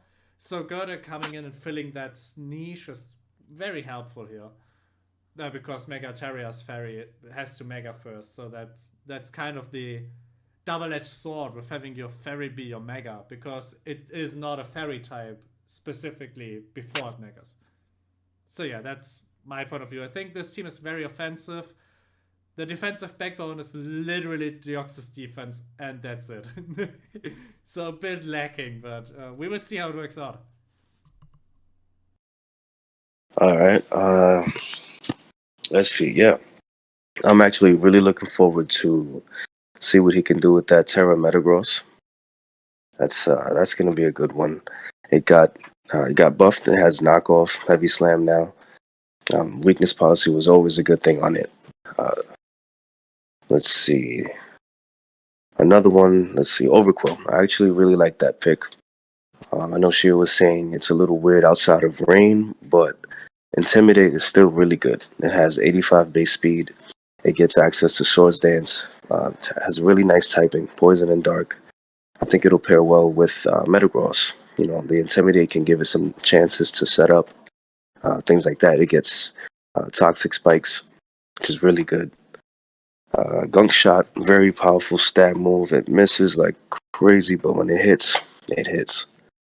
Let's see. The Terror Typhlosion, really nice. Like Lauren said, you can just run Burn Up on that. We saw Kalen do that in the finals, and that was heat. Literally. Let's see. We got Deoxys D. I drafted that in a league that's currently ongoing. We're on like week 3 so far. Every single week, 1 through 3. It's been amazing for me. Sets up spikes, stealth rock.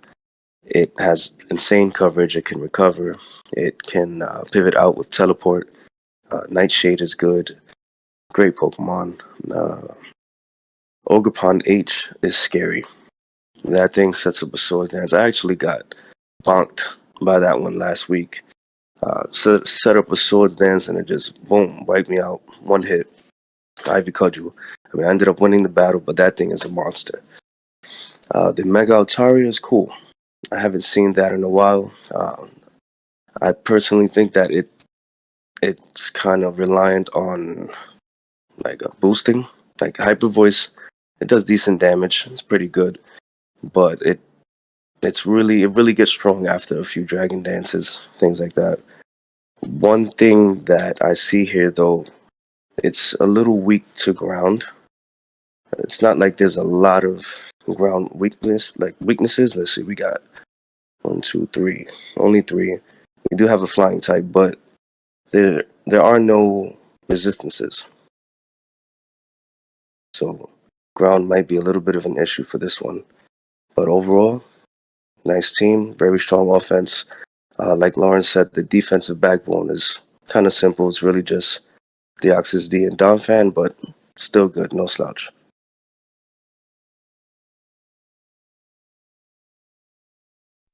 All right, so let's move onwards because we should try to quicken up the pace. Otherwise, I'm gonna sit here till like 5 a.m. and I don't wanna not sleep at all.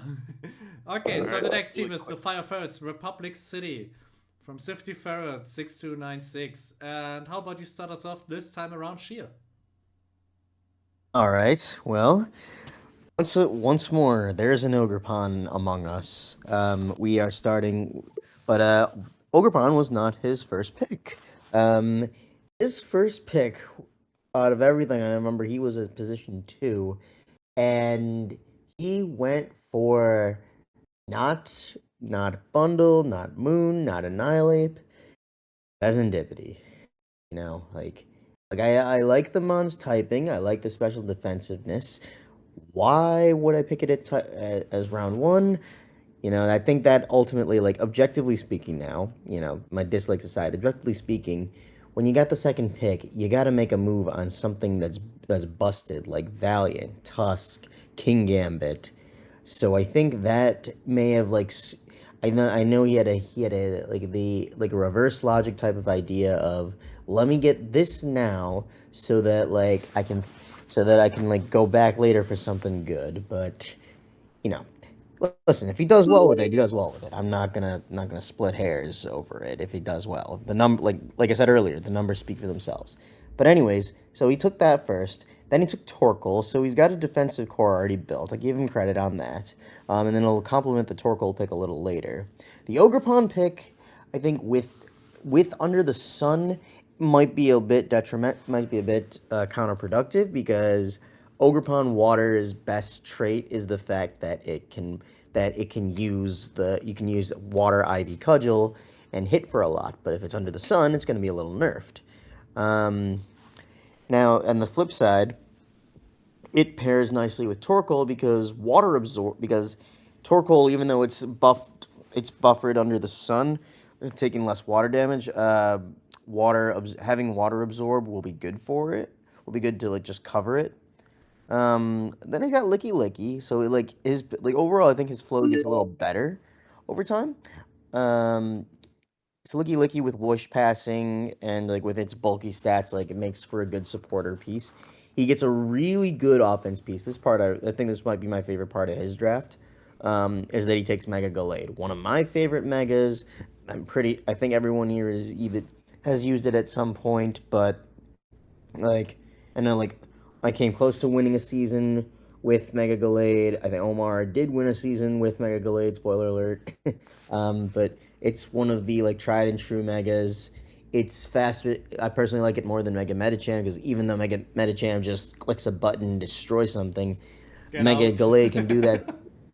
All right. I knew I'd get it. Knew I'd get that from you. But Mega Gallade, I mean, like the speed tier, I think helps it a lot. Having inner focus, I think, in this kind of environment where people love to use the flinching techs, like not being able to flinch them, I think is incredible and will keep. And also, I believe inner focus got buffed. I think either last gen or this gen, where you can't intimidate. So, Yep. having an offense you can't hinder without burning Yeah, it, that's crazy.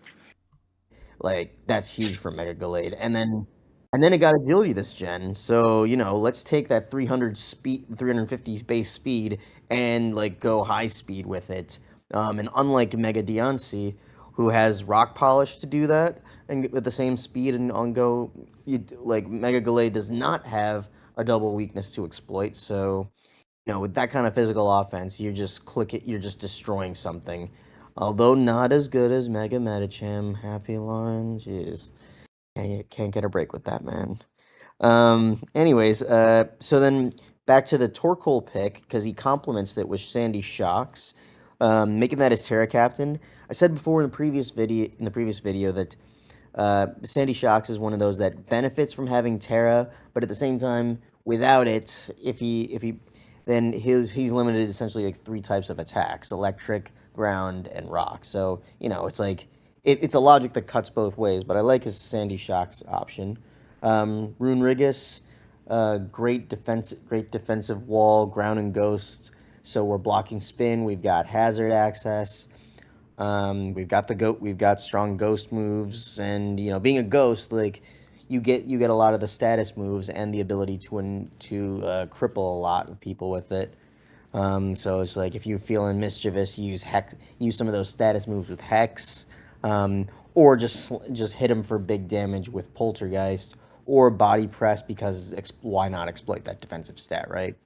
Now, in terms of breaking, we've got Galarian Darmanitan, who is like, while having that damage like with Gorilla Tactics, you just put a choice scarf and you just click a button and something will take a shit ton of damage. So, or if he wants to really be creative, which I only recommend if you can actually pull it off, um, the tested Salic Berry technique, where as soon as goes into Zen mode, it just becomes this like monstrosity, like high speed, high attack, high physical attack. Because the other Darmanitan Zen mode is turns it special. Um, then we got Alolan Exeggutor, the Grass Dragon, which will get Ice Beamed, except this one has Terra access, so that's a huge benefit. It's got some good attacking stats, a little more to be desired on the speed, but that's okay if you're getting a good hit off and going Terra with it. Plus, you get Terra Blast access.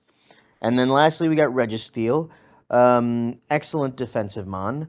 Maybe a little limited in what you can do with it in terms of moves, but defensive wise, you can't ask for better. Like, and you've got the wish passing to support it, so it's like I like Registeel here. I think and be a good like annoyance for a lot of teams. So he went in a bit of a weird direction, and I'm gonna say it again. I wasn't a fan of Fezandipity round one. Then I think later on he rebounded, got some decent mons later on, was able to put together like a pretty good team, whereas like some of the pieces they'll work nicely together, but you gotta see it's team is one thing, you gotta see how the operator does. So it's got promise, it's got some of the right pieces, but we're gonna see. Yeah, all right, I'll jump in here. Yeah, so Nuno never ceases to amaze us with his first pick in the draft, and I don't mean that as a bad thing. A lot of people might not agree with it, but he knows what he wants. He has an idea, and he goes for it. And I respect it. Let's see. I really, really love the Mega Galley pick. Like Shield mentioned, it did win me a championship, so that was awesome. That thing is just a monster. And the boosted inner focus is definitely uh, a plus. No flinch, no intimidate. With a 165 base attack, swords dance, goodbye. Let's see. Picked up a little nice Suncore. Torkoal, Sandy Shocks. Sandy Shocks as a Terra Cap is excellent. That thing is a monster. Terra Ice, Terra whatever you need. But I've seen a lot of Terra Ice to hit other ground types, dragon types, things like that. Galarian Darmanitan, beast. I've never used it. I hate going against it, so I'm glad it's over there in Div 2 and I don't have to see it. Alolan Executor is one of my favorites. It doesn't get a lot of love. I don't get a lot of love when I say that I love it, but I think it's great.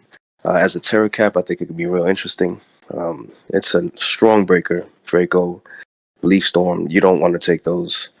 I think it gets Harvest, if I'm not mistaken, so it can do something nice with that in the sun. Let's see. Ogerpon in the sun, I agree, was a little weird because the water moves get nerfed, but water absorb is very much appreciated. Knowing Nuno, he might not even run sun 1 week. He might just need the Torkoal. Licky Licky, very fat mon. Look at it. It's fat. It wishes up. It can paralyze with body slam. It can even run swords dance. I've ran uh, offensive offensive set with it. Swords dance, earthquake, body slam. Really interesting Pokemon. Ice punch, good mon, good cleric, great wish passer. Let's see, and to pair it up, let's see, he paired it up with Runerigus. That's a good one. Very fat on the defensive side. I think it's like 145. The problem I've had with it in the past is, although the ground is a great typing to have, the weaknesses that it brings, it kind of uh, hinders it a bit as a physical wall. But with Terra, you can take care of that. And Registeel, can't forget about that. Registeel is a beast. That thing is super fat, and he also has Runerigus to go with it to protect it from fighting type attacks. He has Licky Licky to pass wishes to it, keep it healthy with Heal Bell, in case you like burn it or whatever. Overall, interesting team, and I know Nuno, so I'm looking forward to seeing what he can do with it. Alright, I'll jump in real quick. I think my favorite Mon in this team is Registeel. I don't know if you guys know my favorite set: Amnesia, Iron Defense, Rest, and then we'll go with Satmit Toss. If they don't have a ghost God, type. that's Or the Body nightmares. Press. Yep, if you don't have a ghost type, that's the set I'm always bringing. So, it's one of my favorite Mons. I was gonna draft it, but I was like, never mind. I'll go with another different steel type. Arm, Darmanitan. That thing hits like a truck. A good lead. That was a good pick on his part, with Sandy Shocks being his Terra. Pawn, like you guys were saying. I don't know why he drafted Sun, which I mean to help out Sandy Shocks, but Ogre Pawn, you want to bring that every week because that thing hits hard, and it's water absorb. So under the sun, it kind of, I don't know if people are gonna use or are gonna bring a water type. That makes sense. But Licky Licky, another mon that, you know, messed me up for not prepping for it. I estimated that it was not gonna be a problem, and it was. I Yeah, it's a good wish. Takes a lot of special attacks, and yeah, I think that's it for me.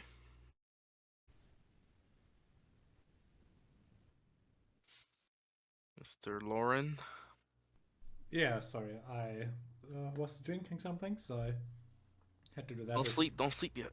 No, don't Still worry, I got was drinking another. something. All right, so Pheasant Liberty first pick. Not a fan, but hey, what do I know? I guess Pheasant Liberty also a running gig because some people know, the rest of you will hear it now. I play monotype, and there's this very friendly, great guy got ethereal swords. They always talk about Pheasant Liberty. Always, always. They always talk about Pheasant Liberty. So this is just ethereal swords in disguise. Can't convince me otherwise. Torkoal afterwards is like, I think Torkoal is best picked later when you have the synergy already. But it's a great mon for sunsetting. I mean, it's like one of the supreme sunsetters, and it's really good. Ogerpon Red Spring, she already said it earlier. Like having sunsetting with Ogerpon Red Spring is a bit weird, but it's still a great mon. It deals a lot of damage. You can run the OU set if you want, where it has like spikes and runs like a defensive set, and it's just all annoying. Licky Licky is fourth pick, maybe a bit insanely early, which is probably the definition of this draft. It's just if I would tell you the mons that got drafted, you would never be able to guess the order in which they got drafted. Like, no one would expect Mega Galate to go round 5. It's weird. This is a draft where I have like, you look at it and you're like, you have no idea when and why is someone one was drafted. It's weird. Let me interrupt you. Sorry, but in Division 1, it didn't get drafted. Yes, that's true. But like, if Mega Galate gets drafted, you would expect it to be earlier than round 5. Oh yeah. Sandy Shocks abusing the sun with Terra, really like bolt beam coverage options because of it. That's great. Runerigus has Staff Rocks, T-Spikes. It's annoying ghost type, which is really helpful when you have Licky Licky in your team and Registeer later.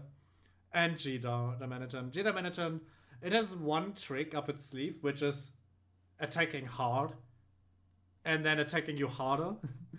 But it does that really well. And like with the U-turn choice band, G-Dam, U-turn hurts a lot. It hurts a lot. And it's just a U-turn. It's not even stab. If you get hit by Icicle Crash, you're gonna feel that the next 3 years. Alone Executor is a fun one. It's for a dragon type, it's a bit below what you would expect people to pick for their dragon type, but it's still like, it's not the worst one, and with Terra it can actually do a lot of damage. And then last but not least, like Registeel is, in my opinion, I would have probably given Registeel one of the Terra slots, because then you can just surprise people with like some random Terra that suddenly, like Terra Poison, and suddenly the close combat going into you deals nothing and you return kill with Body Press. It's annoying. But here, Registeel has a lot of options, and they're like, in defensive teams, Registeel does really well, and I think this team excels like defensively, because like Ogerpon has a defensive set, Pheasant Liberty is special defensive, Torkoal is physical defensive, Licky Licky is more of a defensive mon, Renerigus, even Executor to some degree is more defensive, and then Registeel. So there's a lot of defenses here, and I think that's really like, the G-Dam, it's basically a defensive team, and G-Dam and Mega Galate are the ones that go like, oh, there's a threat, I'm gonna remove it for you. I'm looking forward to seeing where this team is going, because this is a wild draft. I will just say, this is wild, like, not because the mons don't make sense, but because in the order they got drafted, like, I want to see the plan, the vision behind like Pheasant Liberty first pick, Torkoal with Ogerpon, I want to see where this is going. Yeah, like this seemed like I mean, you heard me earlier. I was a skeptic, and I'll be honest, still kind of am a skeptic, but it's all at this point. Like the draft is done now. Now it's less about what you drafted and more about how you use it. So we'll see. Like if Omar says that that Nuno's got a vision for this team, then we go on faith. We take his word for it, and we we hope that he does well with it. It's all we can do. Wish everybody well, right? Yeah. All right, next in line is Igloo Boy, the Kalamazoo Kingdras. And we see right off the bat, like, this is more what you would expect the first few picks to be like, right? You see Roaring Moon, the tried and tested, very strong. A good dragon type, a good dark type.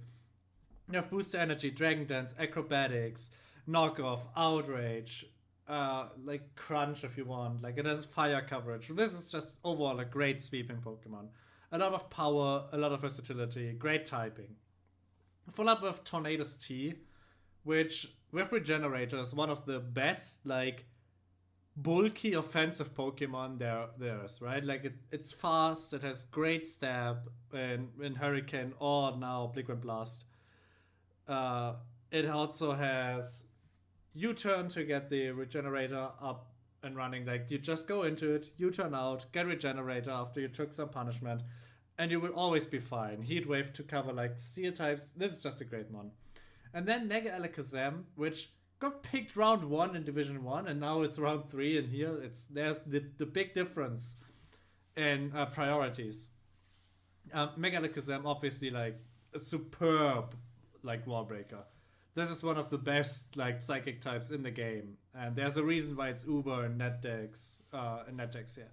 So this is just a great one, even without Nasty Plot. It has a lot of speed, a lot of damage, only hindered by like its lack of not being able to run an item.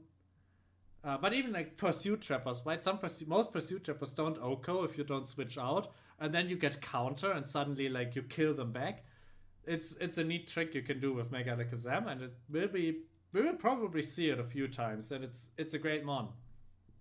Alola here, like Alola recently rose up to OU because ever since healing moves got nerfed, Wish, and then Flip Turn has become a great synergy for most defensive cores.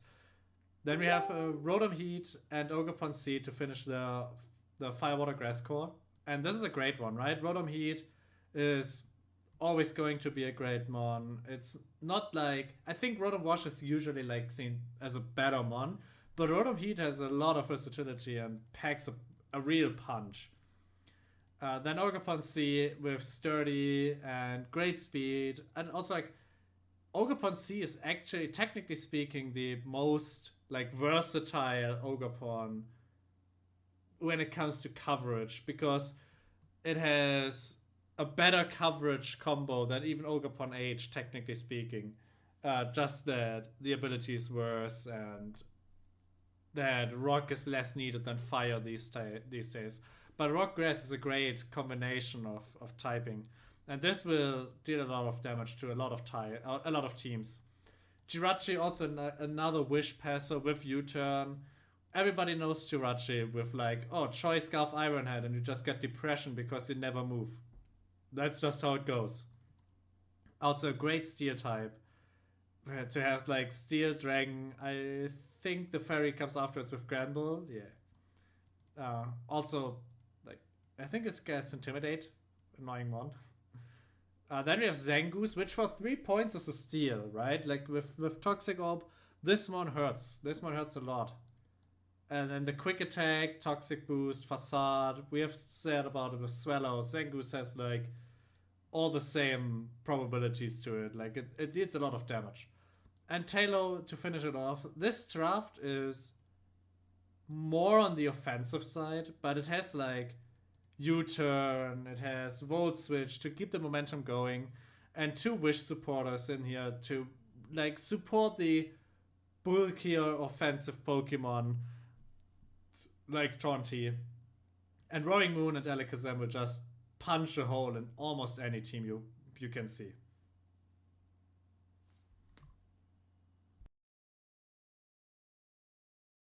So whoever wants to take it from here, you are free to go.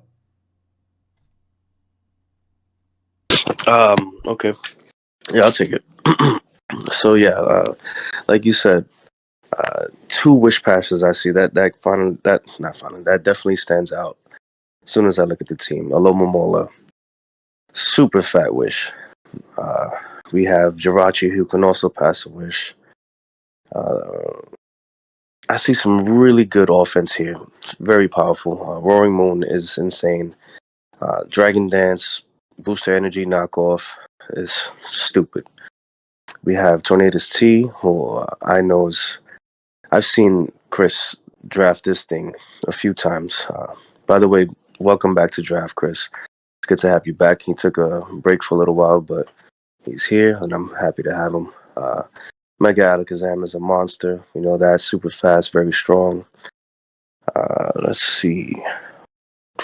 Zangoose, like Lauren said, nice pick. Uh, It's kind of a steal. And then as a Terra Cap too, boosted with that Toxic Orb is nuts. Talo, I gotta see him do something with that. That's gonna be nice. That I don't know if he just did that for fun or if he's really gonna use it, but that should be cool. Overall, I really like the team. I think it has some really nice, powerful offense, good momentum with U-turn, Volt Switch, and some decent support with Aloma Mola, where it's not too defensive. It still has some fat to it.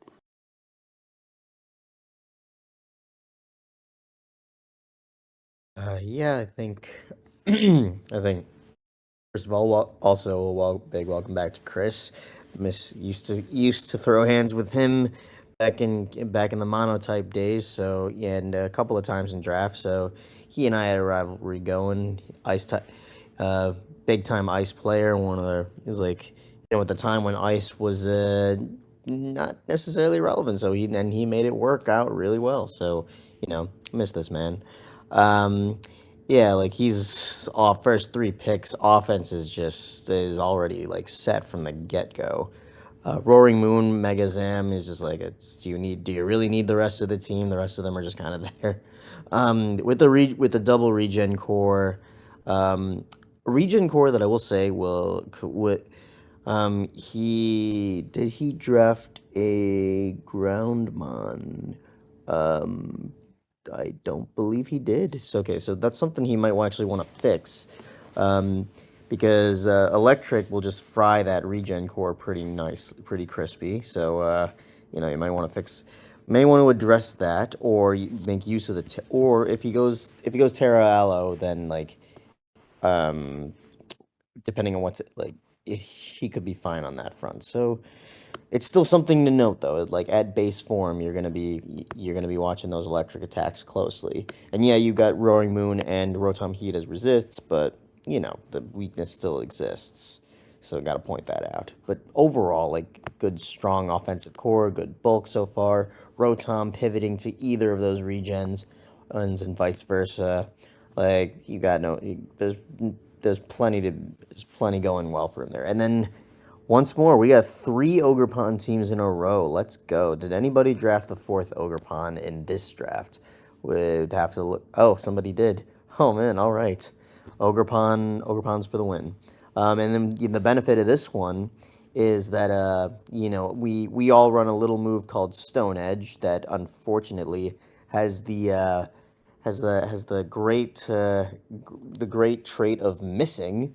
So you wonder why we ever run it, even though it's one of the best rock moves in the game. Ogerpon, not only like Ivy Cudgel already hits for 100, it hits for a high crit ratio, and it doesn't miss. So essentially, what Chris has is a Stone Edge that will not miss, and It so also that's going. doesn't So make that's nice. contact. That's also important. Yeah, it does exactly because you're swinging because it's swinging it's club, like it doesn't make contact, even though a lot of Ogerpon's moves do make contact, but that one does not, and that's the one you're going to be clicking most of the time. Plus, we can't ever underestimate rock offense because even though it's not a type you need to have for your overall team coverage, that rock offense can dent a lot of types for free. So, a good pickup by him. Um, we've got, and then we talked about Jirachi, being like being the stuff of nightmares. Don't let the innocent face fool you. It will click Thunderwave, it will click Ironhead, and then you will be crying for the rest of the game because you won't get a move off. But also Jirachi being not only having wish access like Alamamola, the fact that it's the original wish mon because that's its whole lore. That the fact that it's a wish granter. But Grand Bullet is an interesting pickup, having intimidate access, and a physical fairy, which is prior to this gen with Iron Valiant was physical fairies were a little tough to come by. So that was nice. You got Iron Valiant, you got Tinkaton. I think you got one other too. I just can't think of it. Zangoose, good. The thing to note about Toxic Boost is Toxic Boost doesn't unlike some of the other abilities. Toxic Boost only boosts your attack, but it doesn't protect you from the status. So you got a window to win if you use it right. It's a great mon to just go off with, but it's like you just have those limited turns that it's gonna be taking damage, but that might be all you need. So I think he's got a really strong draft as far as his offense and defense go. I just have to see how it all works together before I'm a full believer, like every draft.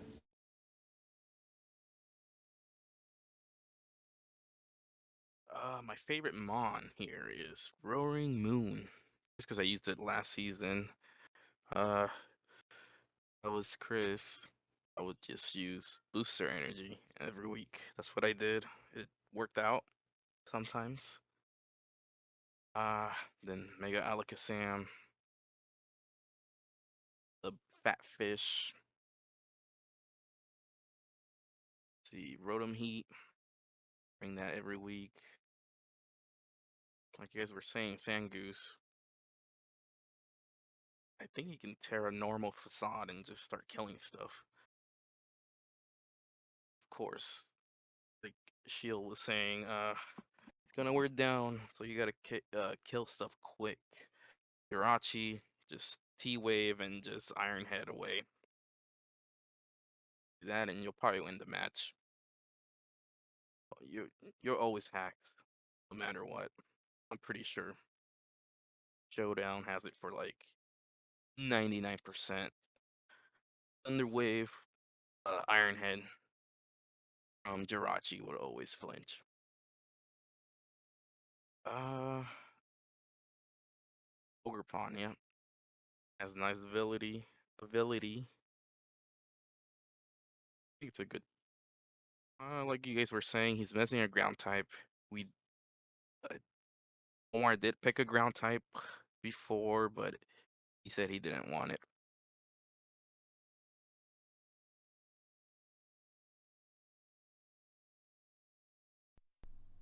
All right. So the top row's done. Let's go. Now we go to the bottom row and starting us off. Oh, this will be a shield goes first type of situation. I see the first pick. Shield will have a lot of words here. So I've got two. the next team is Flavorton Flareons from Floody Flask 1989. I think that might be actually a typo. I think it's just Flutie Flakes, but it's Oh, yeah. whatever. Anyways, my two words for this: Banana King, because his first pick is the infamous Gouging Fire, the Paradox Entei, whose face looks like he is the Banana King, because he is. But now we talked about this in the previous video that the Gouging Fire. It's I actually did a comparison to Entei's stats very recently, and I saw that it's got a lot of this. It's got a little overlap, but it's got the defensive capacity just puts it through on a whole other level. It's like they gave Entei something that was sorely missing, which is like survivability and that physical defense, along with its already like respectable offense. And the fact that it's Fire Dragon like already makes it a ridiculously like great offensive typing to have. It is Zardex in disguise as a banana. Um, but jokes aside, like like being able to use an item is huge. Having booster energy, or just if he had sun on this team, or if he sets the sun with something else, like you're talking about fire stab under the sun with that attacking stat, literally can cook anything you throw. It's like we have the physical equivalent of Chi Yu under the sun, like we were talking about earlier. It's like put this thing under the sun and it'll do everything. But of course, we got to talk about the rest of the team. Iron Boulder, a faster Terrakian, albeit a little weaker by like a few points, really. But at that point, like you've got something that is high speed, breaking the 380 threshold. That it can use Swords Dance. It has Psychic Typing. It still has all of Terrakian's moves, although you may find yourself missing the stab close combat. But having the Psychic Typing is like will let you still hit a lot. Plus, it has its own exclusive move, Mighty Cleave, which will bypass Protect. So it's like a touch weaker than Stone Edge, but also on the theme of Stone Edges tonight. Here's one that even though it doesn't crit, it will guarantee you a hit through Protect, and it won't miss even if you don't click Protect. So you got a lot going for you there. So like having the Rock and Psychic offense with some fighting in the background, like that's a good. It was definitely a good strong start for him, and then Rotom Wash, tried and true defender.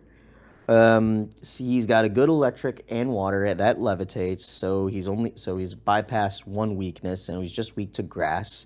Um, and then you've got a whole gouging fire in the back that will just laugh at you trying to hit Rotom Wash with an energy ball because it won't go well. Then he goes. He's on a bit of an overpaying kick here, with Tapu Lele being one of the prime fairies and psychics. When once upon a time, it was like round one pick one material because of having a great psychic and fairy like special offense to really back it up, and still does. Now, man, if it got expanding force, that this thing might be illegal, but thankfully it did not get that, at least as far as I'm aware. Then he puts Sneasler on it, so he's completing. So in addition to Iron Boulder, he's completing his high speed offense with the Unburden, fighting poison, another couple of good offensive typings, and he'll just go straight to work right away without any boost. So it's like this is the new Halucha. As soon as you set foot on the terrain, the difference being Halucha is a bit weaker than is actually not a bit, quite a bit weaker than Sneasler. So Sneasler has the benefit of just going straight to work. So that's for in the right situation, like Sneasler can easily just end the game just by stepping on the field. Mega Aggron, one of the interesting mega picks because I think it gets overlooked a lot because it'll go pure steel. So I like that part about it. And then if you pair it with the right wish passing, which he does actually, 2 wish passers down the road, you can heal it up. The only issue is you gotta let it heal up. You gotta time the turns right to heal it back up. Otherwise, otherwise I really like the Mega Aggron pick because makes his physical defense like over the top with gouging fire. Even with Rotom Wash having its natural phys defense. Giraffe Rig now can use Eviolite. So that was a good pickup for him. Glaceon. So now Glaceon, Rhydon, and Leafeon. Here's where he did.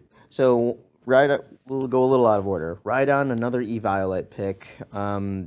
But with the Terra access and the Lightning Rod ability, you can change to some of those more vulnerable types where you can and you have Terra Blast access. So you got a decent pickup here, and plus the benefit of having the Eviolite bulk. So combo that with the right Terra type, and you can just essentially be immune to anything that Like lightning rod was kind of useless against useless on Rhydon, so it was a good idea to Terra it, and then turning Glaceon and Leafeon, the two Eevees here, both having Wish, both having a couple of similar moves. I think they both actually got Alluring Voice, so that's really helpful because they confuse people that will get stats going for them. So in the right situations, that's problematic. I think his first, let's see, what was it? First six picks speak for themselves. And that's where I think he might be limited to bringing those. At the same time, he did like round out his draft with some options to pick up later, and so I think his first six already is like making a whole problematic team of their own where they can just win games if he just runs those every week. But he has the option to like change it up now and then. So I think as far as drafting goes, he really overpaid on those first few picks because his cheapest pick is 12 and then had to like kind of go like budget shopping later. So we'll see. We'll see how he uses the latter half of his draft. But overall, the overpaid part of it ended up really well.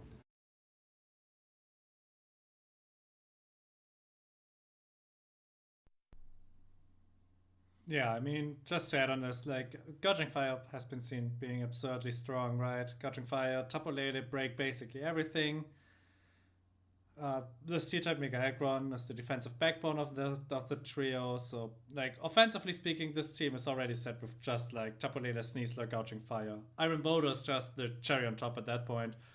I said earlier, Rotom Wash is like defensively one of the greatest ones. I think like one of the greatest water types. Will-O-Wisp, T-Wave, Volt Surge, Toxic. This one just very annoying to break.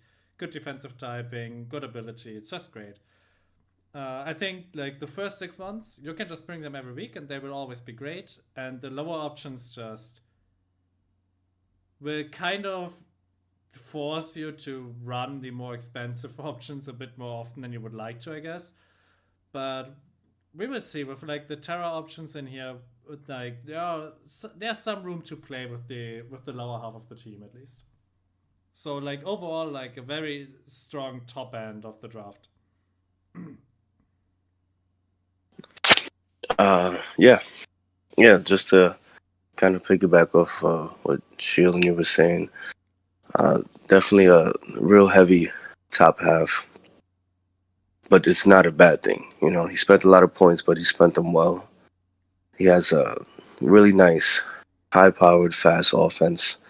Got some good bulk there. I like the Lele Sneasler and Iron Boulder. I think that's going to be real fun. Uh, I like his choice of Terracaps. The Glaceon should be good. I use it myself. I like Terra Ghost. I think Terra Ghost could go nicely with Mega Aggron. Rhydon is dope. Rhyperior is a great Terra Capsule. Let's see what he can do with the Rhydon. Yeah. All right. We'll go to the next team just so we can keep it moving. So I'll do the hater sus. It's the Oricorios. Oricorios. So they have Megalopunny, Cat, the Duck, Marowak, that fat looking ugly thing. Talking about pure ugly, but one before Aromatisse, Audio, Scrafty, Wheezing, and Pyroar. His Terra Captains. Aromatisse. I would have went with a Alolan Marowak. That would have been my choice. Scrafty's really good. We seen it. The champ used it before. He had it on his last season team where he was set up Dragon Dance and just win games with it. Uh, yeah, Mega Lopunny. What else can you say? Just hits hard. Meowscarada, another one that hits hard. He has a lot of or sorry, they have a lot of physical Mons, and then we got Latios as their special that would hit hard. Let's see. Yeah, A I bit wild think to me. if A bit wild to me to see that Latios stayed in the pool so long. hey, but now it hits hard if Oh they yeah. know how to use the right move. So Choice back cluster pressure every day. yeah, even choice scarf, I guess, but most likely choice specs if I was them. And please make sure you put the right moves. Thanks. All right. Who wants to Uh, do Hannah? we gonna move on to the next one, or we gonna continue with the? Let's move on to the next one, just so Lauren can go to sleep. If Ah, not, we're gonna be Oh, here it's for another 2 hours. 3:30 in the morning. okay. Oh, there. I'm only up for you people. Sheesh. Yeah. See. All right. All right. All right. Let's see. Hannah. Let's see what we got. We got Walking Wake first pick. Very strong. Very strong first pick. Popular one. Um, we got Corviknight next. Corviknight is excellent. Very versatile defender. It can even set up and win games by itself with bulk up, brave bird, body press. We have Mega Diancie, excellent Mega, one of my favorites. It's can go physical or special offense. I run play rough, Diamond Storm, or special Moonblast. With rock polish to boost speed. We have, well, not to mention Magic Bounce being a very helpful ability here. Nice to pair up with the defog for Corviknight.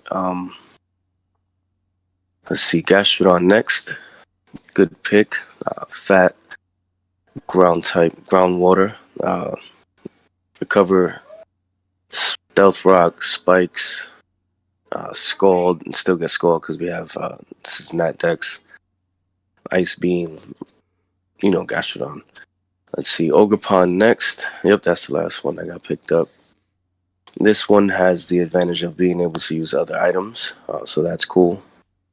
Still really strong. Defiant is a really nice ability, so it punishes any defog or uh, sticky web or anything that lowers the stats, intimidate things like that. Parting shot. Whew. Let's see. We got the Entei. We got Entei next. Entei always been a threat. Really powerful breaker. Excuse me. With a choice band, what is that? Sacred Fire, Extreme Speed, um, Strong Mon. And it's a Terra Cap, which should be cool. Definitely boost that. Terra Fire just goes insane. Let's see. Gallade is awesome. That's a great pick. That's one that I personally been wanting to draft. Still haven't picked it up yet. But it got boosted, or buffed, rather, with what's that ability? That sharpness. There you go. So it got sharpness, so it boosts moves like Sacred Sword, Aqua Cutter, Psycho Cutter, I think it's called. Good. Let's see. We got Jellicent next. One of my favorites. I love that thing. Physically defensive, special defensive, water absorb, and curse body. Two very good, very helpful abilities for Draft League. It's very versatile. I've even run this thing with a choice scarf or a choice specs, water spout. Excellent Pokemon. Dragalge, really powerful breaker. I think it was a great choice of Terracap. Adaptability goes insane. Draco Meteor, Sludge Wave, gets, I think, Surf, if I'm not mistaken, Hydro Pump. And Ferret. Ferret is a very interesting one. Gets Tidy Up now, so that's cool. Should be interesting to see what she can do with that. And that's what I got. Chio, if you want to take Mr. Meow Sticks, a man's Meow Sticks. Yeah, I got that one. One quick comment before I do on Gallade. One other move that Omar forgot to mention. He got all the cutter moves. Um, Two others you forgot were both Leaf Blade and Leaf Bl- three actually. Leaf Blade, Night Slash, and then Sacred Sword. Sacred Sword with having the benefit of having the stab boost, and having used Samurott with H Samurott with sharpness. and having Sacred Sword, that thing went up to 130 base power, and like the fact that it ignores defense. So with Gallade, having that as stab is just ridiculous. So it's just gonna casually destroy any physical wall in front of you because it ignores defense. Anyways, with that horrifying detail in mind, let's move on to the next one. With in the spirit of physical breakers, Manx Meowsticks, the model citizen, Mr. Corkhill himself, Cramorant enthusiast. That's from his Unite days. Um, he picked up the single greatest physical demon in the draft. Well, not the greatest, but one of the biggest ones, Palafin. Palafin would speaks. It doesn't need much introduction. As soon as you bypass the switch, as soon as it switches out, and he has options to do so with, Palafin goes straight into hero mode and then jet punches everything and anything. And in the right circumstances, can even use some special moves. But like with 165 base attack, you're not needing much special moves. Latias this generation got a huge boost in in some of its move access. It got pivot moves, it got Drain Kiss, Mist Ball, which is now, we mentioned before that Latios, having Luster Purge it's like a glorified Psychic. Well, in the same vein, Mist Ball, having the same power, but then cutting, I think, special attack. So cutting the other stat down for the 50% chance, but with more power. So, and coupled with the bulk, Latias, good luck trying to take it down once it gets going. Then he pairs that with Sylveon, so his DSF core is actually Latias, Sylveon, and Cobalion. And Sylveon is one of the best wish passers you can ask for, because it can wish pass, it can baton pass, to complement that wish. And if that's not bad enough, you've got Pixelate Hyper Voice to deal high damage, Mystical Fire, Shadow Ball. You've got a whole, and then Calm Mind if you really want to go bulky. So Sylveon is a certified menace in draft, and the fact that he got it with his pit. I forget what his draft order pick was, but the fact that Sylveon got to him is incredible.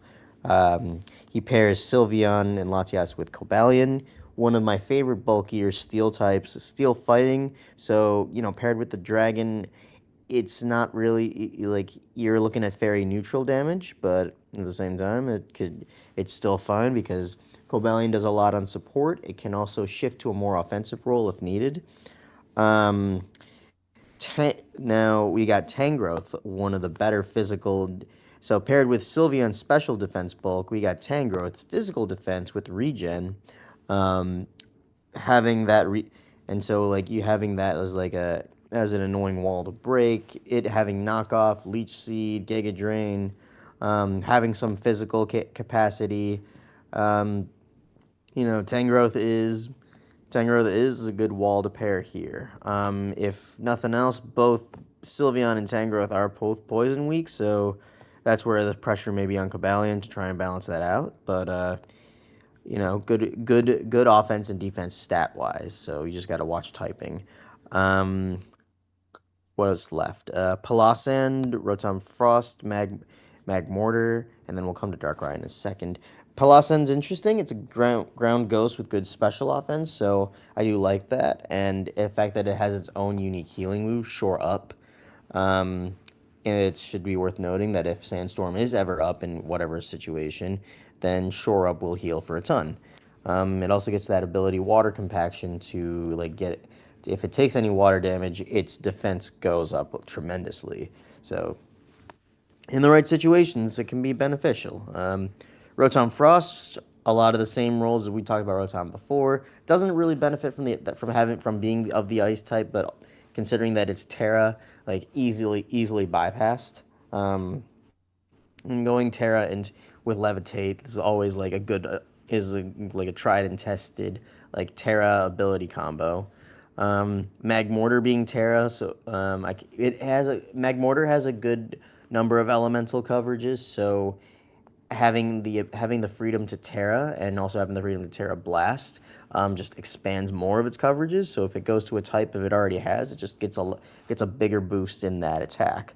In the right situations, could be great.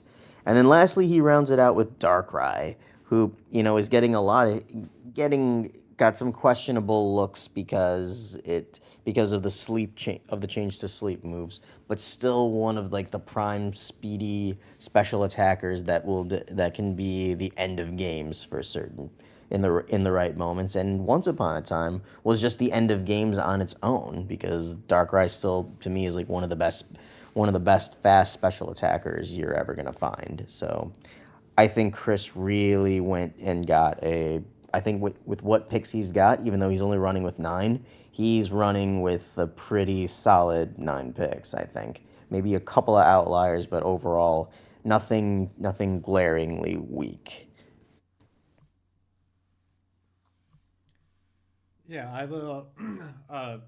To add, like, I think overall, like, the offensive capability of the team, like Darkrai Latios and Palafin, that sounds annoying to switch into. Good luck with that. I'll take the next team, and boy, do I have an opinion. I already said I have an opinion on this because Xavier Union from Xavier, probably the most interesting, as we call it nicely, draft. When we said Fezandipity is a weird round 1 pickup, Palmot is just Fezandipity dialed up to down to 11 because it's an 11 pointer. So a very wild first round pick. And while the Fezandipity draft then catched with like very solid follow-up Pokemon, right? Like we see over here still, like Ogerpon, we see Mega Galate. Over here we have second pick Mega Banette, which is notoriously one of the like weaker megas, if not one of the weakest. It has an incredible high attack stat, and it will break like walls if you expect to be able to defensively check it. It's also just happened to be like one of the slowest Pokemon and one of the slowest megas. So it will have a hard time ever actually finding like opportunities to attack. Ditto is actually a great Pokemon, especially with Terra, because you can just take over your opponent's Mon, and if they are set up sweeper, you can always stop them, because you can just run Scarf and you outspeed them every single time. And you can even, like, if it's a situation where it's a 2-hit KO in both directions, if you guess right which Terra you need, you can Terra into a position where they can't 2-hit you, but you 2-hit them. It's kind of funny. Then we have Wobbuffet, which is... yeah, it basically is a one-trick pony, right? It traps you, and then it counters or mirror codes whatever you choose, and that's all it does. But it does that one niche really well against specific targets, right? Meowstic for the priority screens and a fast psychic type with that, and T-Wave. It's a nice one if you have like strong setup sweepers with like Sword Dance, Dragon Dance, Scale Shot, or Quiver Dance, all that kind of shenanigans. Grafaiai has a normal poison with also Prankster. And this also is with Terra Captain. This actually, I think, in random battles also is like run with Choice Band, because it actually has a quite nice move pool and deals a lot of damage unexpectedly. But obviously, it's more known for like the utility, because Prankster is such a good ability that, like, the utility brought with Prankster and like Toxic and Parting Shot and all these kind of moves goes off the roof. Liepard is the third Prankster mon over here, and it has, again, right, Prankster, just a good ability, lots of utility, nothing more to add, honestly.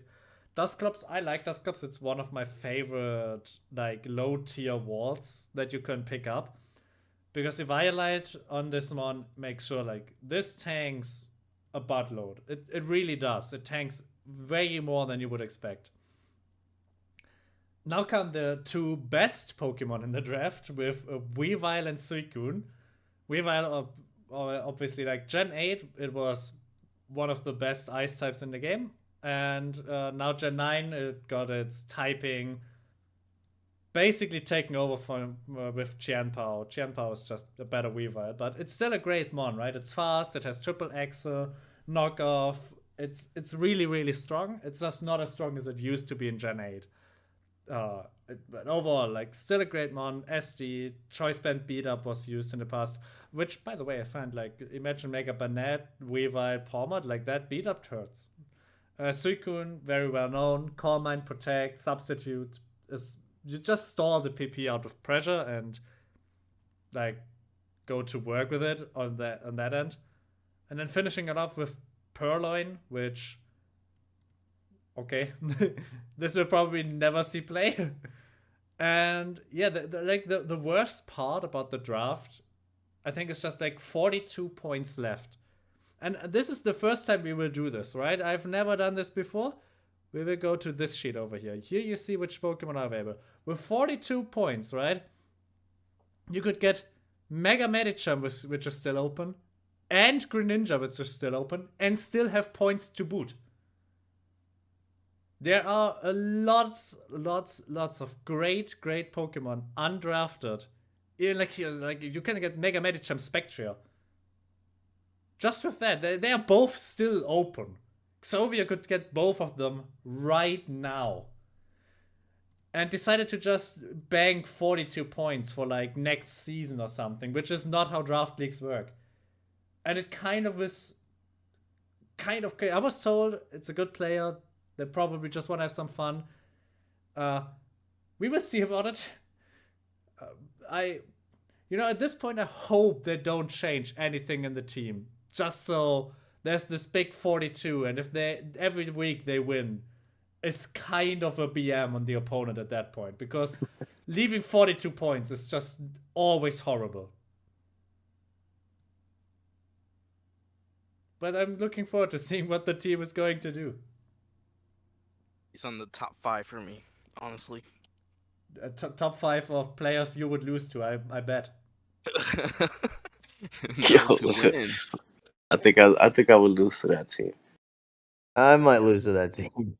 Get that shit. I don't want to battle that. You literally need to bring one dark type, and the entire plan of this team falls apart. Yeah. All it takes is like one dark type. Yeah. He's gotta have something planned if he's really if he's got something up his sleeve. I see him switching some mons before week 5, because that's the last time we do it. All right. We allowed. That's what I meant. Right? Who wants to do Mr. I don't have my Terra yet. Yeah, he's got another problem too. He only has 8 mons. I just counted. So yeah, he in trouble. Wow. Wow. Always pick up a What 1 happened point to doozy. Admin? Yep. Yeah, what happened to That's I don't know how we like that's fucked up. Happens. 8 Alright, points you know what? in Big Terras. Great start to the week. Yeah, all right, Well, so since we while one of us needs is one reviewing mon. A 1 point mon. Yeah, so let's talk. I guess we can just talk about what he does have. Let's start with that. We'll start with the airplane dragon in the room, which is Boom. like the the premier draft. Like, it's just like the round 1 pick that everyone goes for the best of reasons. It's like in the other division, Iron Valiant was taken first. In this division, Shifu was taken first, and therefore I see that as just like, it's a risk reward thing. It's like you got something busted, but you also left like one of the best draft mons to take. And it's like, there's plenty of reasons to disagree. It's fine. It's just like Dragapult has been an absolute menace in this generation. I know we can't Terra, but Dragapult having its speed, like just 2 under 0 aura, having the access to both physical and special attacking, having a variety of status moves, having the Ghost Dragon offense, like, you've got plenty to work with. And if you pair it right, which, Corey has, speaking of Zero Aura, it's right there. So, the only one we've talked about before, that sometimes the best way to answer to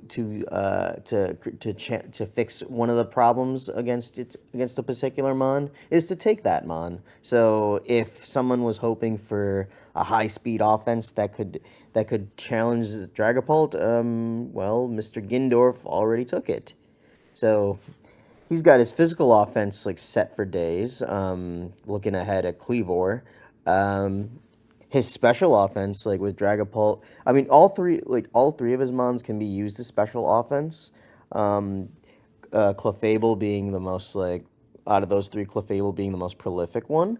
And we know Clefable has been a certified menace ever since it existed. When it got the fairy type in Gen 6, became more so. Wish, and then when it got Wish, Teleport, Moonblast, Rocks, T-Wave, Toxic, having Magic Guard, having Unaware, like Clefable's is the like one of the better walls that you could get. And then if as if to not make it more menacing, he rounds out the rest of his draft, at least not the rest of his draft, but at least half the draft with walls. So he goes. So we talked about Zero already. We go straight to Skarmory, so he can clear the hazards as well as set them as he wants, whatever he wants really. Both rocks and spikes. Defog is needed. Whirlwind, body press, iron defense. Because let's give it more defense. And let's just just hit it for a lot. And sturdy, of course, being the great ability that it is. And then, of course, if that's not bad enough, he takes the premier special wall, the one of the best ones you can ever ask for, in addition to Clefable. So we're just like, let's just so somehow this man managed to get all the big walls. Then oh no, let's add another special defense layer to make this untouchable on the special front. Good old live reaction Wuchin. Um, with its like what 135 special defense, and then its tablets of ruin to shave off a little attack. So you're good luck breaking through any of this really. He takes Cleavor, which, as with sharpness stone axe, like lets you set rocks for free. And like we said earlier on multiple occasions, rock offense should never be overlooked at all. And even bug offense, um, while not like the most desirable offense, can still hit plenty. And then Seismitoad adds a like a semi bulk layer. I think I see it more in like a utility role in this team, but overall does a good job. I think does a good job of helping out the rest. I think he got very seriously good picks, some of which I'm surprised at the pricing. Um, Except right now, Corey's draft is currently invalid because he needs to spend that last point so that he fills the 9 quota, and then he needs to get Terra captains. However, at this present time, his only options are going to be those two 10s and the 8. So he'll either go Terra, so he'll go Terra Wo-Chien, Terra Cleavor, Terra Seismitoad, or whatever his 1 point pickup is going to be at this point, because Hit him with he. Trico. He could get Trico. Well, let's see it. Listen, I'm for all the heat picks if you know how to make them work. But yeah, we cannot rate this draft because it is technically incomplete. But from what we do see, well, technically we can't rate it, but realistically, good luck breaking through this, because I'm glad I don't have to face this team. Yeah, it only 8 mons, but once he gets that last mon, like, it's just a tough team to face. Like, the thing about having a deep roster is that during prep, it can be a nightmare. People have to they have to think, damn, what are they gonna bring, And when you have a kind of a shallow roster, not too many mons there, it's kind of predictable. But when it's this tough of a team, it's like, okay, yeah, you can know what I'm bringing, but how are you gonna stop it? I'll add one last thing. Skarm, physically defensive. Slow King G, specially defensive, so that's gonna be a annoying core to face. Overall. Yeah, come on, man. Get that Trico for us, please. Yeah. I think if there's anything I'd like to. Terra Oh yeah, Captain. go ahead. Yep, he has to. I mean, that would be Trico, what, get 21 Trico the points. Terra Captain, and then it's like, there you go. Yeah. Mm-hmm. All right. who wants to do Mr. Dempster?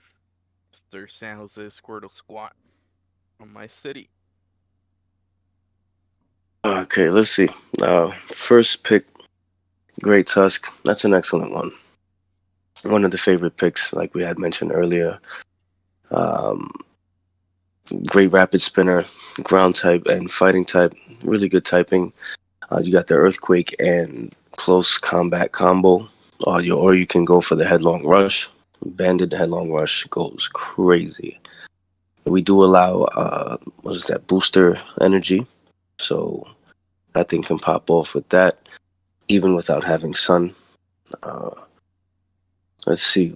Next one, Hisuian Samurai. Excellent pick. I had it last season. Like, did I? Yeah, I believe so. Beautiful, beautiful pick. Offensive hazards are really good, I think. So you can just get 3 layers of spikes easy by just spamming Ceaseless Edge, which gets boosted by its ability, just like Gallade and Sharpness.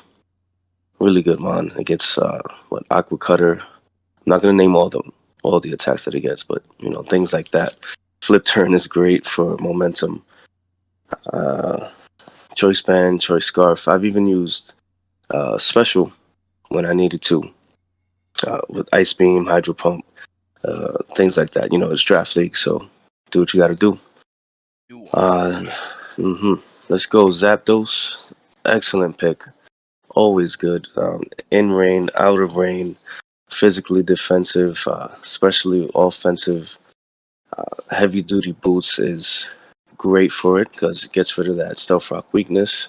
So it can come in all the time and just dare people to, dare a Pokemon to make contact with it. Static ability is super annoying. It gets Roost to heal itself up. Let's see. Defog. You have Weather Ball to abuse in your own weather or your opponent's. Next mon, Galarian Slowbro. Oh man, I love Slowbro. This thing gets lucky. I forget what the ability is called, but what is it? Can somebody run? What is it? Quick Draw, something like that. It's quick Yep. draw, yeah. Quick Yeah, Draw, right? draw. Yeah, Quick Draw plus Quick Claw. Yo, that thing, that thing cost me a battle last season in another league. That thing is tough. And it being a Terra Captain, I think it's really interesting. I've seen Nuno use Galarian Slowbro with a lot of success. He did really great with that. It's a strong Pokemon. Regen is great also.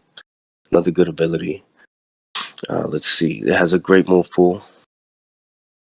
Scizor next. Scizor has always been a good mon. Always a solid Pokemon. Slow U-turn. We get priority Bullet Punch, Swords Dance, Choice Band is good on it. You get Defog. It can be defensive. It can be offense. Let's see. We got Blaziken next. I'm surprised Blaziken went that far down. Wow. Well, Blaziken, we're allowing speed boost, so that thing can be a problem. I think it can pop off with bulk up, Swords Dance, and with that speed boost going, it's just a menace. Starmie next, one of my personal favorites.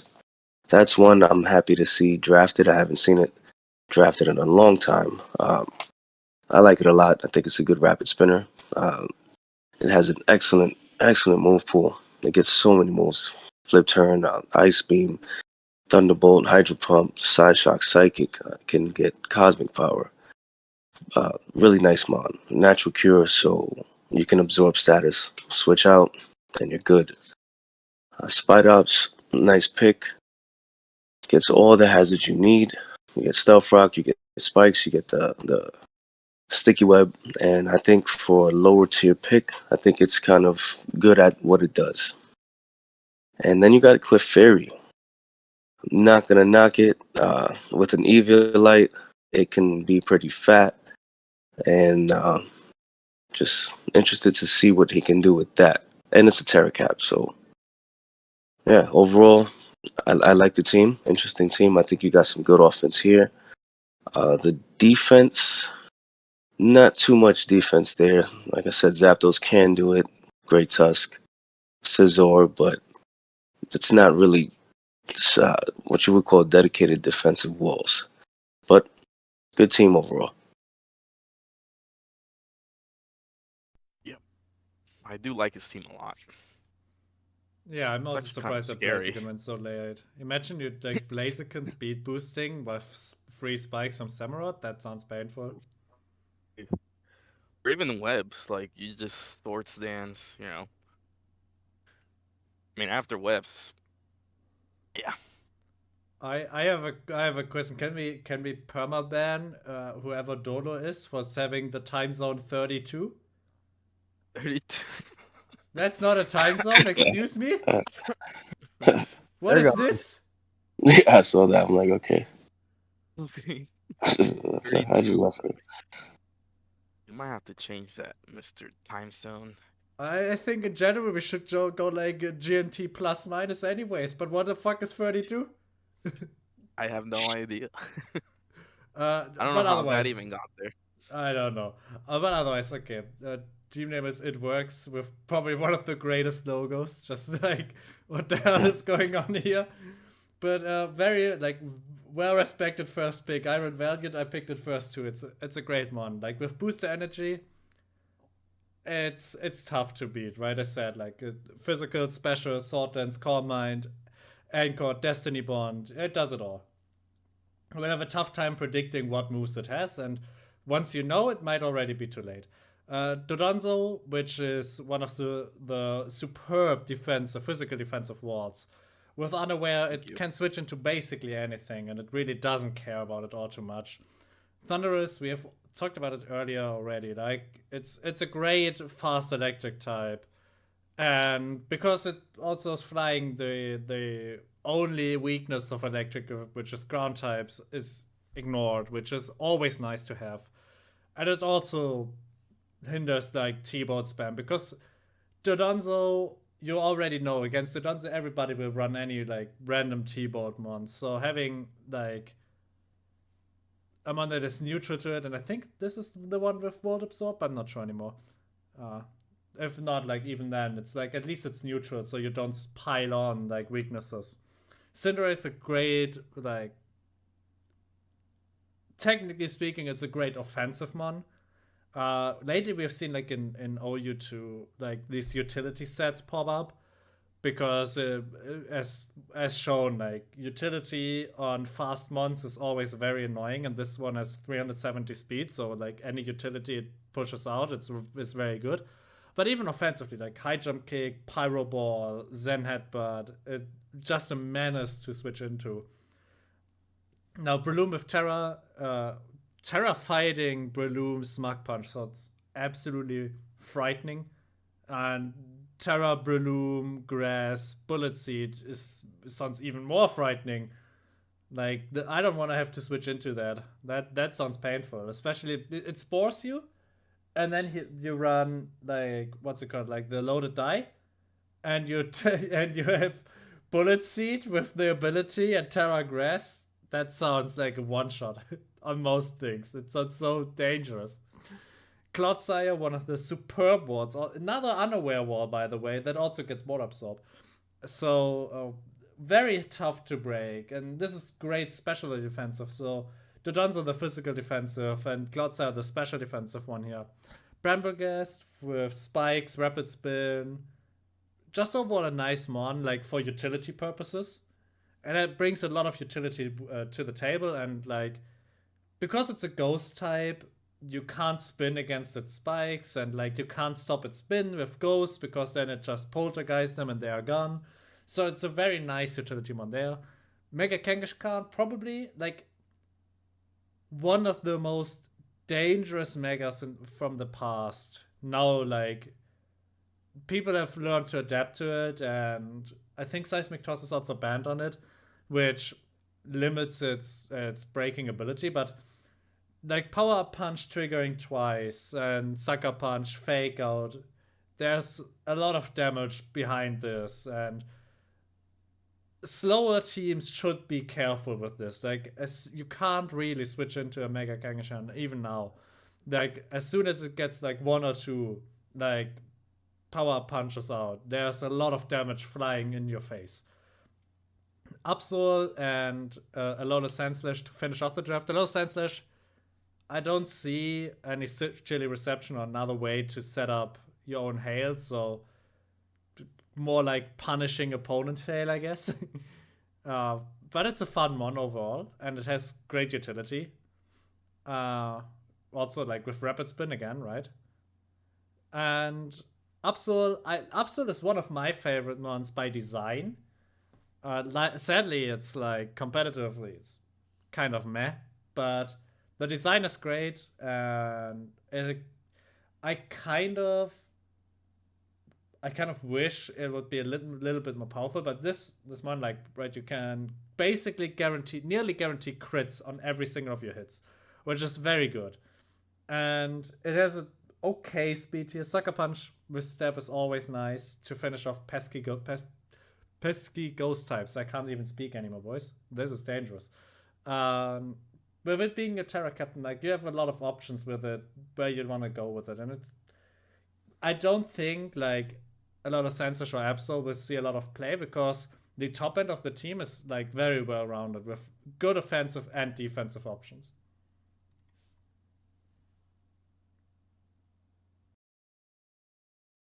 Yeah, I do like Absol. I think Bugzio, he did use it in PCR.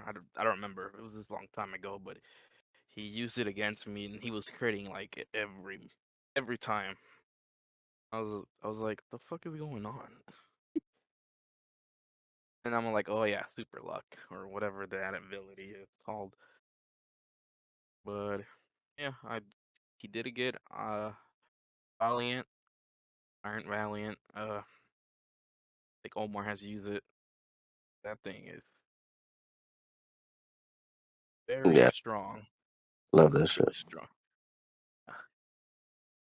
And then my favorite Mon, Dondozo. Hmm. I need to draft it. We'll do it I was next just thinking season. that. Yeah, we'll do it next season. Hopefully, it's still available. Yeah, Uh, he's got. Sorry, Kevin. Go ahead. oh no, go ahead, go ahead. I was done. I was just all I was gonna say is like I am glad to see some. I see one of my favorite Mon designs here, Claude Sire. So I got to give that a special shout out because I've drafted it a couple of times. It's done great work, and also its design's incredible. So one of my favorites of Gen 9, Almighty Claude. Paired that with Dondozo, and it's just you have this core that just sits there and literally like will stare off into space and wonder what attacks are hitting it because nothing's gonna break through that bulk. It's like you got Donzozo physical, you got Clodsire special bulk, and both together is just and both don't care what stats you have. Yep. Yeah, I was gonna And with say. I was gonna say I really like the Dondozo and Cloudside pairing. I think that's dope. That's gonna be really annoying. Uh, and there's one thing I really wanna point out is the Cinderace court change. That I love that thing. You can just steal your opponent's screens. You can just give them their own hazards back. You're like, all right, here, take this back. You can have it. It's fun Pokemon. it is until you miss your Pyro Balls, but All right, we finish off with, as we did for Division 1, the top 5 from our point of view. And I think then we can call it a day.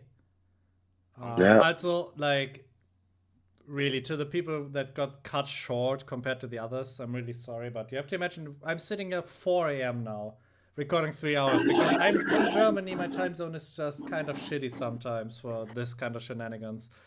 But I really wanted to get the recording out at least so you have a video too, because it felt really like I even said like, oh, when we have time for it, which kind of feels like, oh, you're second-hand people. Nah, Division 2 is also, I will just follow just as close as Division 1. I just can't Absolutely. stay up till like 5, 6 a.m. for recording. I'm really sorry. And I think like even some of the other people here should like get going soonish, I think. Yeah, I gotta wake up. I gotta wake up in a few hours. So Yeah. we just do our top fives. No, nothing personal. No, I hope you understand. So yeah, in my opinion, top five. I gotta go with in no particular order. I think the Manx Meowsticks team looks very frightening because it's hard to switch into, and the defensive backbone is there to get the offense going.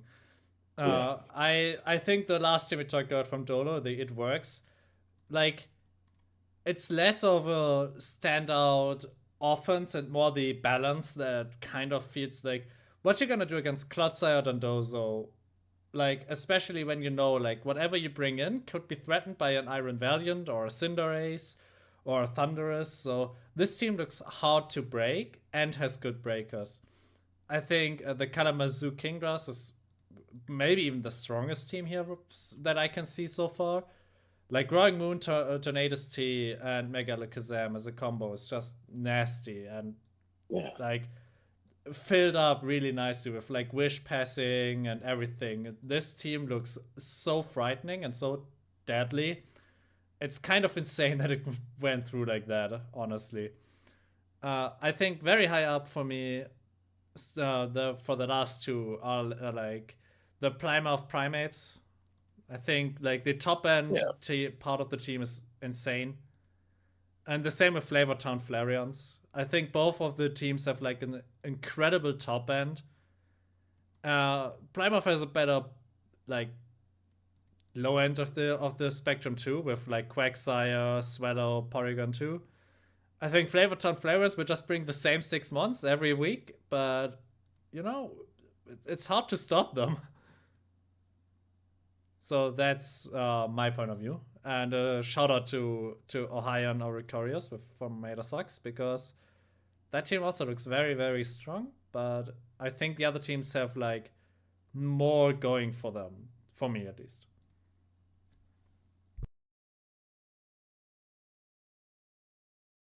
All right, I'll give my top five real quick. I do like the Primates. I think that's gonna be a tough team. Hater sus. They're all like physical attackers, but you got Latios. Like you said, Lauren, just that choice specs on Latios and just start killing stuff. Let's see. Sorry, I got distracted. All right, then we got the Squirtle squad. Will be my third. Then Dolo. I like his team a lot. It works. Then the Tricos. I did add Trico, by the way, just FYI. Power abuse by one of the admins. Hello, live caught on YouTube. In 4K. Just so he has that legit team. legal team should be more accurately, but yeah, I get what just because right 8 months is technically you can't even play. So if you're watching this, Corey, you owe us. Well, you owe Kevin really. Alright. Yeah, man. Shiv, why don't you give us your top five? You got it. I'll yeah, well, one that's maybe I'm just a bit biased for this one, but a team with Gouging Fire and Iron Boulder with that overpaid first 6 picks. Flavortown Flareon's it's looking pretty solid. If that's all he brings, like he could easily, I see him as just winning. That's just 6 monsters he brings to just win every game.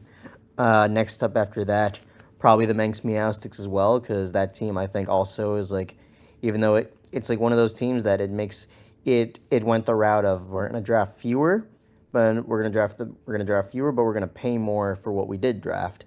So that'd be, I wouldn't say that's my number two. Like I'm just giving. There's no particular order to this.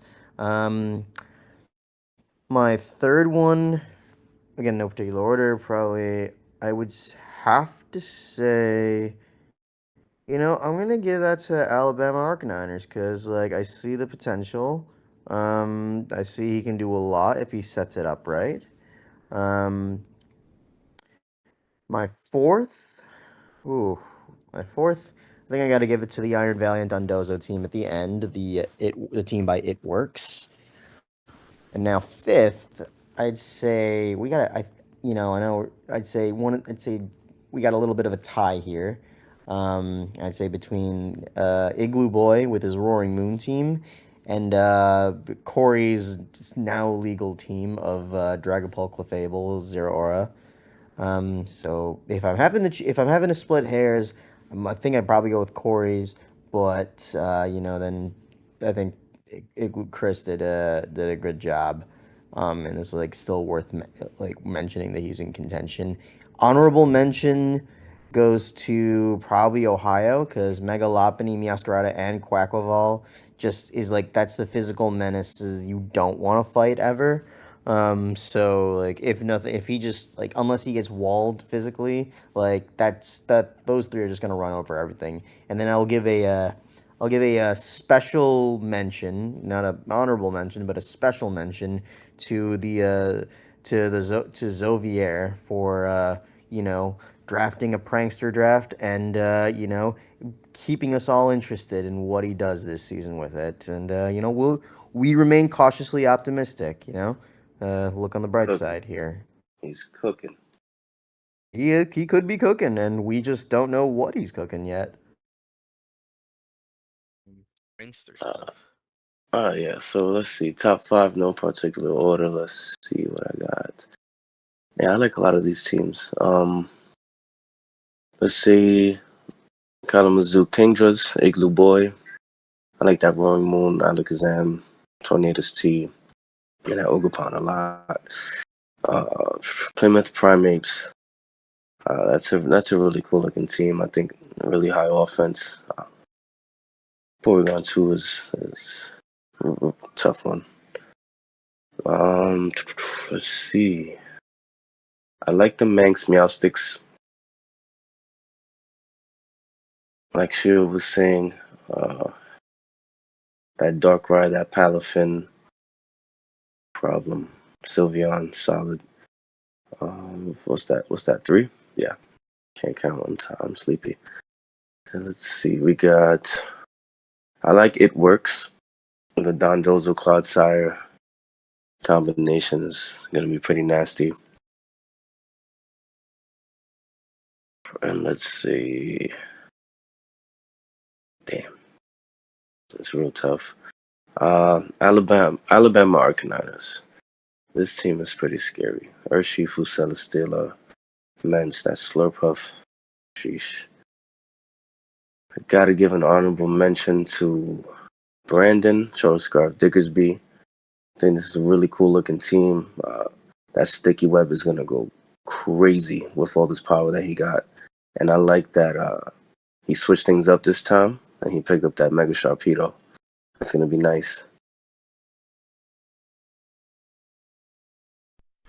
All right, and with that, that is our rundown of the second division of PCL Season 11. There will be no way anybody watches both entire videos. It's over No. 6 hours of content. I'm watching them. I will ask, like, probably Yoma, if you could ask, like, in the announcement, if people, like, want us to do, like, 2 matches per division per week, like, as a watch or rundown or what happened, why is this match so interesting in our point of view? Right. And if there's interest, I can record that. Maybe more human time than 420. Hey, Omar, you know what that means. Back in Oh, that yeah. hallway. But outside of Uh-huh. that, so thanks everybody for tuning in, and I hope you enjoyed our 2 insanely long, short team rundowns. Yeah. And if you have anything to add, just let us know. We are always open to anybody's point of view. So thanks for watching, and till next time. See ya. See ya, Lauren. Good guys. night.